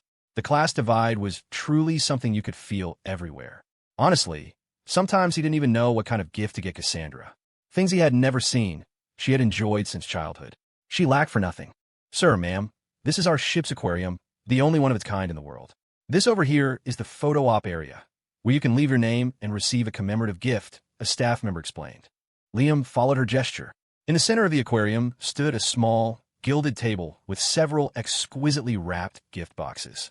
The experience was certainly top-notch. "Want to go take a look?" Liam turned to Cassandra with a smile. "MHM." Cassandra nodded lightly. She glanced at the staff member, who immediately understood and came forward to help push the wheelchair. Side by side, they approached the photo area. After another picture was taken, Liam's attention was drawn to the gift boxes. "What's inside these?" he asked the staff member. "They're commemorative stones from the coast. As they had chartered the entire ship, the staff was very accommodating. At Liam's question, the attendant promptly unwrapped each box and laid the contents out on the table. An assortment of stones, each clearly hand-carved and polished, was scattered across the table. Cassandra picked up a heart-shaped stone, holding it between her fingers. "Can you engrave these?" she asked. "Of course. We have a special engraving machine," the staff member replied with a smile, taking the stone from her. It was the most common type of souvenir, yet Liam was surprised that Cassandra was interested in such a small trinket. He smiled and picked one out for himself, handing it over. "Help me engrave this one too, with both of our names." "Certainly." The staff member took the 2 stones and went to work. Liam's gaze followed her, then shifted to Cassandra, who was staring intently at the glass beside them. He followed her line of sight and saw a translucent blue jellyfish floating in the equally blue water, its body almost ethereal. If you didn't look closely, you'd miss it. "Look at this one. Doesn't it look like you?" Cassandra suddenly said, her index finger tapping the glass, pointing directly at the jellyfish. Liam was taken aback, trying to decipher her meaning. Was she complimenting him, or was there a hidden meaning? He didn't understand. Before he could reply, Cassandra continued, "I think it looks a lot like you. Like the old you. Ethereal, so intangible I couldn't touch you." She spoke as if to herself, her expression shifting as she lost herself in memories. Liam frowned, staring at the jellyfish, then suddenly laughed. "So that's why you chased me for so long, right? The more you can't have something, the more you want it." It wasn't a question anymore, it was a statement. Cassandra was even more shameless. "Of course, there's nothing in this world I can't have." The words had barely left her lips when she paused, her expression softening. "But I have you now. I can touch you, and I can feel your shape." She was talking about his form, his presence. Liam knew she meant their love now had a tangible shape. And yet, in this atmosphere, he felt an irresistible urge to ruin the mood. "Well, you can definitely feel it. You've had your hands on me enough times. How could you not know my shape by now?" Cassandra was momentarily speechless. By the time she processed it, the conversation had already veered on a highway. Her cheeks flushed red as she fixed her gaze on Liam, the heat in her eyes igniting once again. "It's been over 3 months," she murmured, her hand resting on her lower abdomen. Liam's heart skipped a beat. In that moment, he cursed his own stupid mouth. 3 months, and so what? He swallowed hard, not daring to meet the gaze that looked ready to devour him whole. Noticing the bob of his Adam's apple, Cassandra felt her own throat go dry. She subconsciously licked her lips, her eyes burning. "It's fine now." If they weren't in public, Liam would have slapped himself. Why do you have to make that stupid joke? Now he couldn't back out of it. Ignoring his awkwardness, Cassandra placed a hand on his shoulder, her smile disarmingly serene. "After we get back, your leg should be about ready for physical therapy, right?" The sudden touch sent a shiver down Liam's spine. It wasn't that he wanted to refuse, but a lust-filled Cassandra was not a rational Cassandra. He knew all too well that they had both been holding back for over 3 months. It was better to endure for a little longer. Once she got a taste, there would be no stopping her. How could they possibly start now? Liam took a deep breath, forcing himself to stay rational. "It was a bone injury," he said calmly. "I think I still need to rest it a bit more. It's just your lower leg. You don't have to be the active one." Once desire is sparked, it's impossible to extinguish. Cassandra wasn't about to let this opening pass, especially not in such a stunning environment. "Once you've taken the car onto the highway, how can you turn back?" Liam wiped a bead of sweat from his brow. "I think we should wait a little longer. It's better to be safe with these things, what if?" The atmosphere plunged into silence. Just then, a staff member returned with the finished gifts, mercifully breaking Liam's predicament. "Sir, ma'am, your items are ready. Would you like me to wrap them for you?" 2 beautifully engraved stones rested on a tray in her hands, both bearing their names. "Yes, thank you," Liam replied, catching a glimpse of Cassandra's darkened expression out of the corner of his eye. He breathed a silent sigh of relief. As the items were wrapped and boxed, Liam took the 2 gifts and placed them on his lap. The topic was sealed for now, but Liam knew that Cassandra hadn't let it go. Perhaps he should talk to Dr. Aiden and see about extending his physical therapy timeline. Once she was further along in her pregnancy, maybe she wouldn't have such thoughts anymore. Meanwhile, after his fruitless conversation with karaoke, Lord Charles dialed Theodore Thorne's number. One party had confirmed their attendance. He just needed the other. Theodore, knowing what the call was about, had already discussed it with Lucinda. He refused directly. "My friend, it's not that we're being disrespectful, but Cassandra doesn't want to go." "What?" Charles was stunned. Are you saying Cassandra herself said she doesn't want to go? Did you tell her who the marriage was with? Of course. We informed her of that, Theodore said quickly. We called her. She refused herself. Hearing this, Charles's eyes widened. How is that possible? Were Cassandra and Liam so deeply in love? Had they had a falling out? Before he could think further, Theodore's voice came again. Actually, Charles, let me be frank with you. Cassandra, she's already been married. She already had someone she loved. The wedding was quite well known back home. After much hesitation, Theodore decided it was best to tell the truth. His granddaughter was unwilling, and being clear up front would avoid more trouble. Married? Charles was so shocked he shot up from his chair. So all his scheming had been for nothing? Cassandra was already married? Brother, hold on a moment, he said, muting the call. He quickly had an aide summon Princess Anna. Anna, are you certain it was Cassandra Thorne you saw at the hospital that day? Yes, of course. Anna rushed in, confused but nodded firmly. Cassandra's presence was even more formidable than mine. She was adamant about seeing Liam. I saw with my own eyes how much they cared for each other. But how can that be? Charles was completely baffled. Seeing her father's pale face, Anna grew concerned. Father, what is it? Charles sank back in his chair, stunned. Cassandra's grandfather said she refuses the marriage and that she was actually married long ago. Maybe there was a misunderstanding? Besides, Cassandra married? She didn't look married to me. Anna insisted. After thinking it over, Charles decided that must be the most logical explanation. He unmuted his phone and spoke gravely to Theodore. Brother, are you sure Cassandra knows exactly who she is being set up with? On the other end, Theodore and Lucinda, who were on speakerphone, exchanged a look. Lucinda pursed her lips and shook her head. Theodore's expression darkened. Yes, she knows, and she does not want to attend. Charles pointed at the phone, looking at Anna. Anna's brow furrowed. The situation was suddenly very awkward. After a long silence, Charles hung up. It seems things are not as simple as we thought. There must be a mistake somewhere, Anna said, hitting the nail on the head. She trusted what she had seen. Outside that hospital room, the desperation in Cassandra's eyes had been real.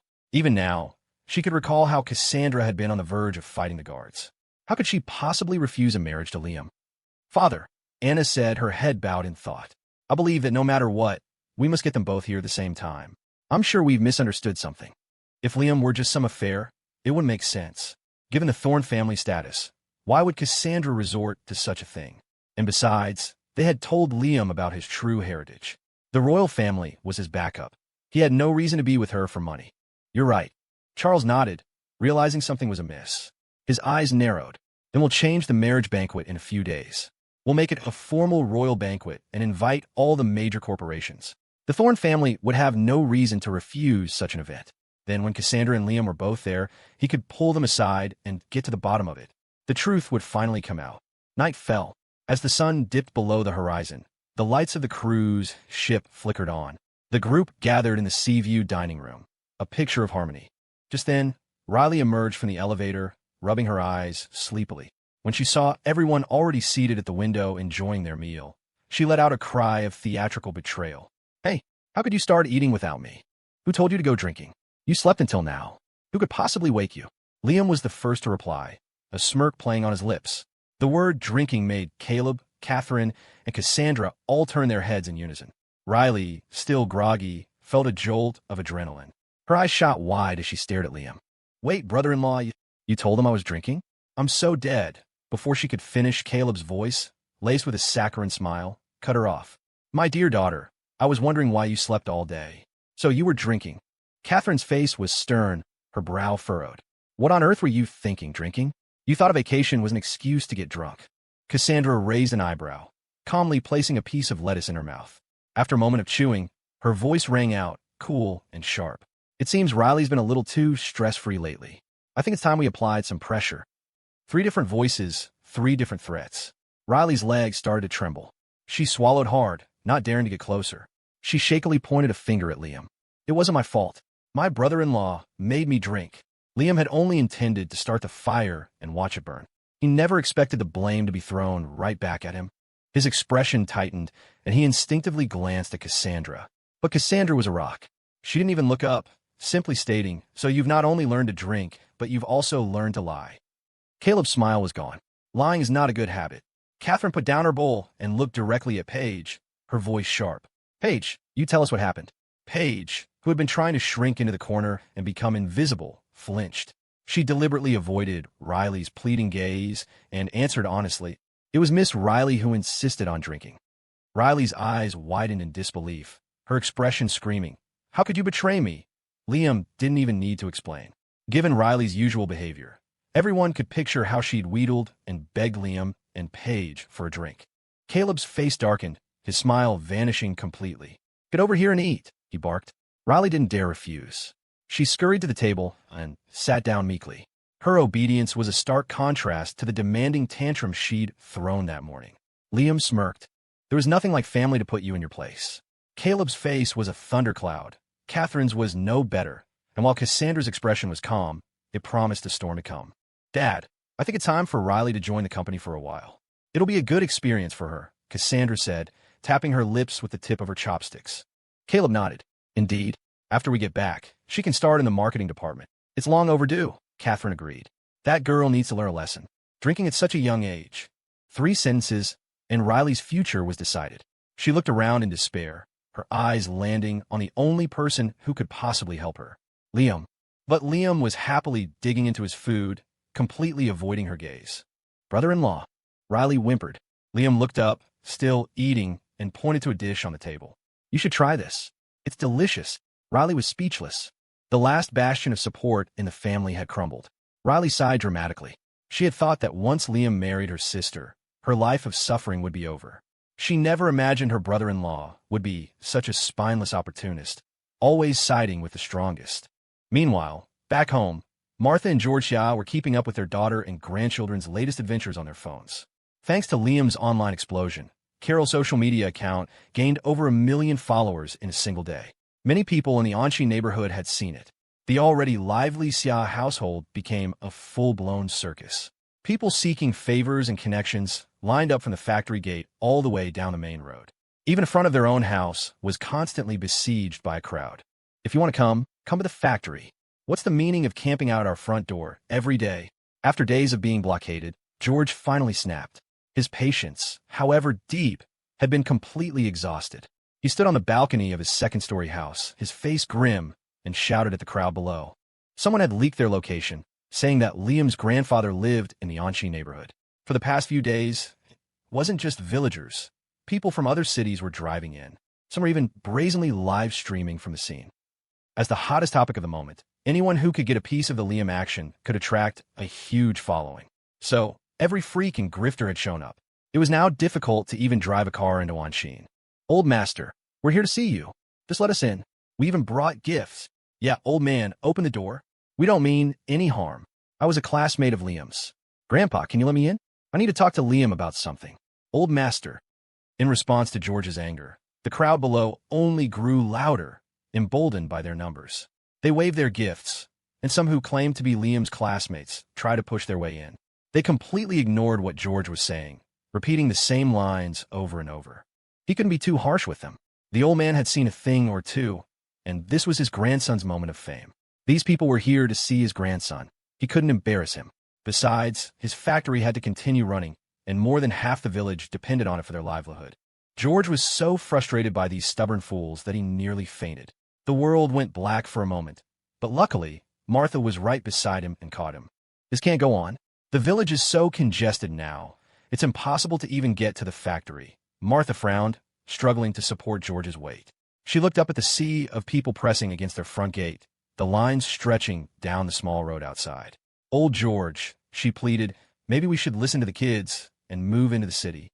That way, they won't be able to find us." Who knew if some lunatic was mixed in with that crowd? At their age, another shock might be too much to handle. "No, if we leave, what about the factory?" George refused without a second thought. He had poured his entire life into that factory. Unless he was physically unable to work, he would never abandon it. "But this isn't working either. There are so many people outside, we can't even leave the house. And it's not just here. Even at the factory, with this many people, our delivery trucks can't get through." Martha was at her wit's end. Her old man was as stubborn as a mule. For days now, their products have been piling up in the warehouse because the trucks couldn't even get in. George gritted his teeth. I'll think of something. There's always a solution. I'm proud that my grandson is so famous. We can't be the ones to drag him down, can we?" Sigh. Martha sighed deeply, looking at George. "Old man, We have to admit we're getting old. We're both at that age, and we can't keep up with the times. I think we should talk to Liam about this. Let him give us some advice. Seeing the crowd below practically about to break down their gate, George finally relented. All right then, you call the boy. Martha, who had been waiting for him to give in, immediately pulled out her phone. Liam, who was in the middle of a prenatal education session with Cassandra, heard his phone vibrate. He glanced down and saw Cassandra's slightly annoyed expression. It's my grandmother, he explained. Her annoyance vanished, replaced by a frown. Why is she calling at this hour? Answer it quickly. See if it's an emergency. Okay, Liam answered, putting the call on speaker. Hearing the noisy commotion in the background and Martha's explanation, Liam's eyes widened. He hadn't been paying attention to news from back home and had no idea things had gotten so out of hand. What's there to gather for? These people really have nothing better to do, Cassandra muttered, rolling her eyes after hearing the full story. Liam looked at her and smiled. Cassandra, there are a lot of bored people in this world. Don't you remember when you plastered your face all over Annie's corner? People just love a good spectacle. Cassandra froze, speechless. It was true.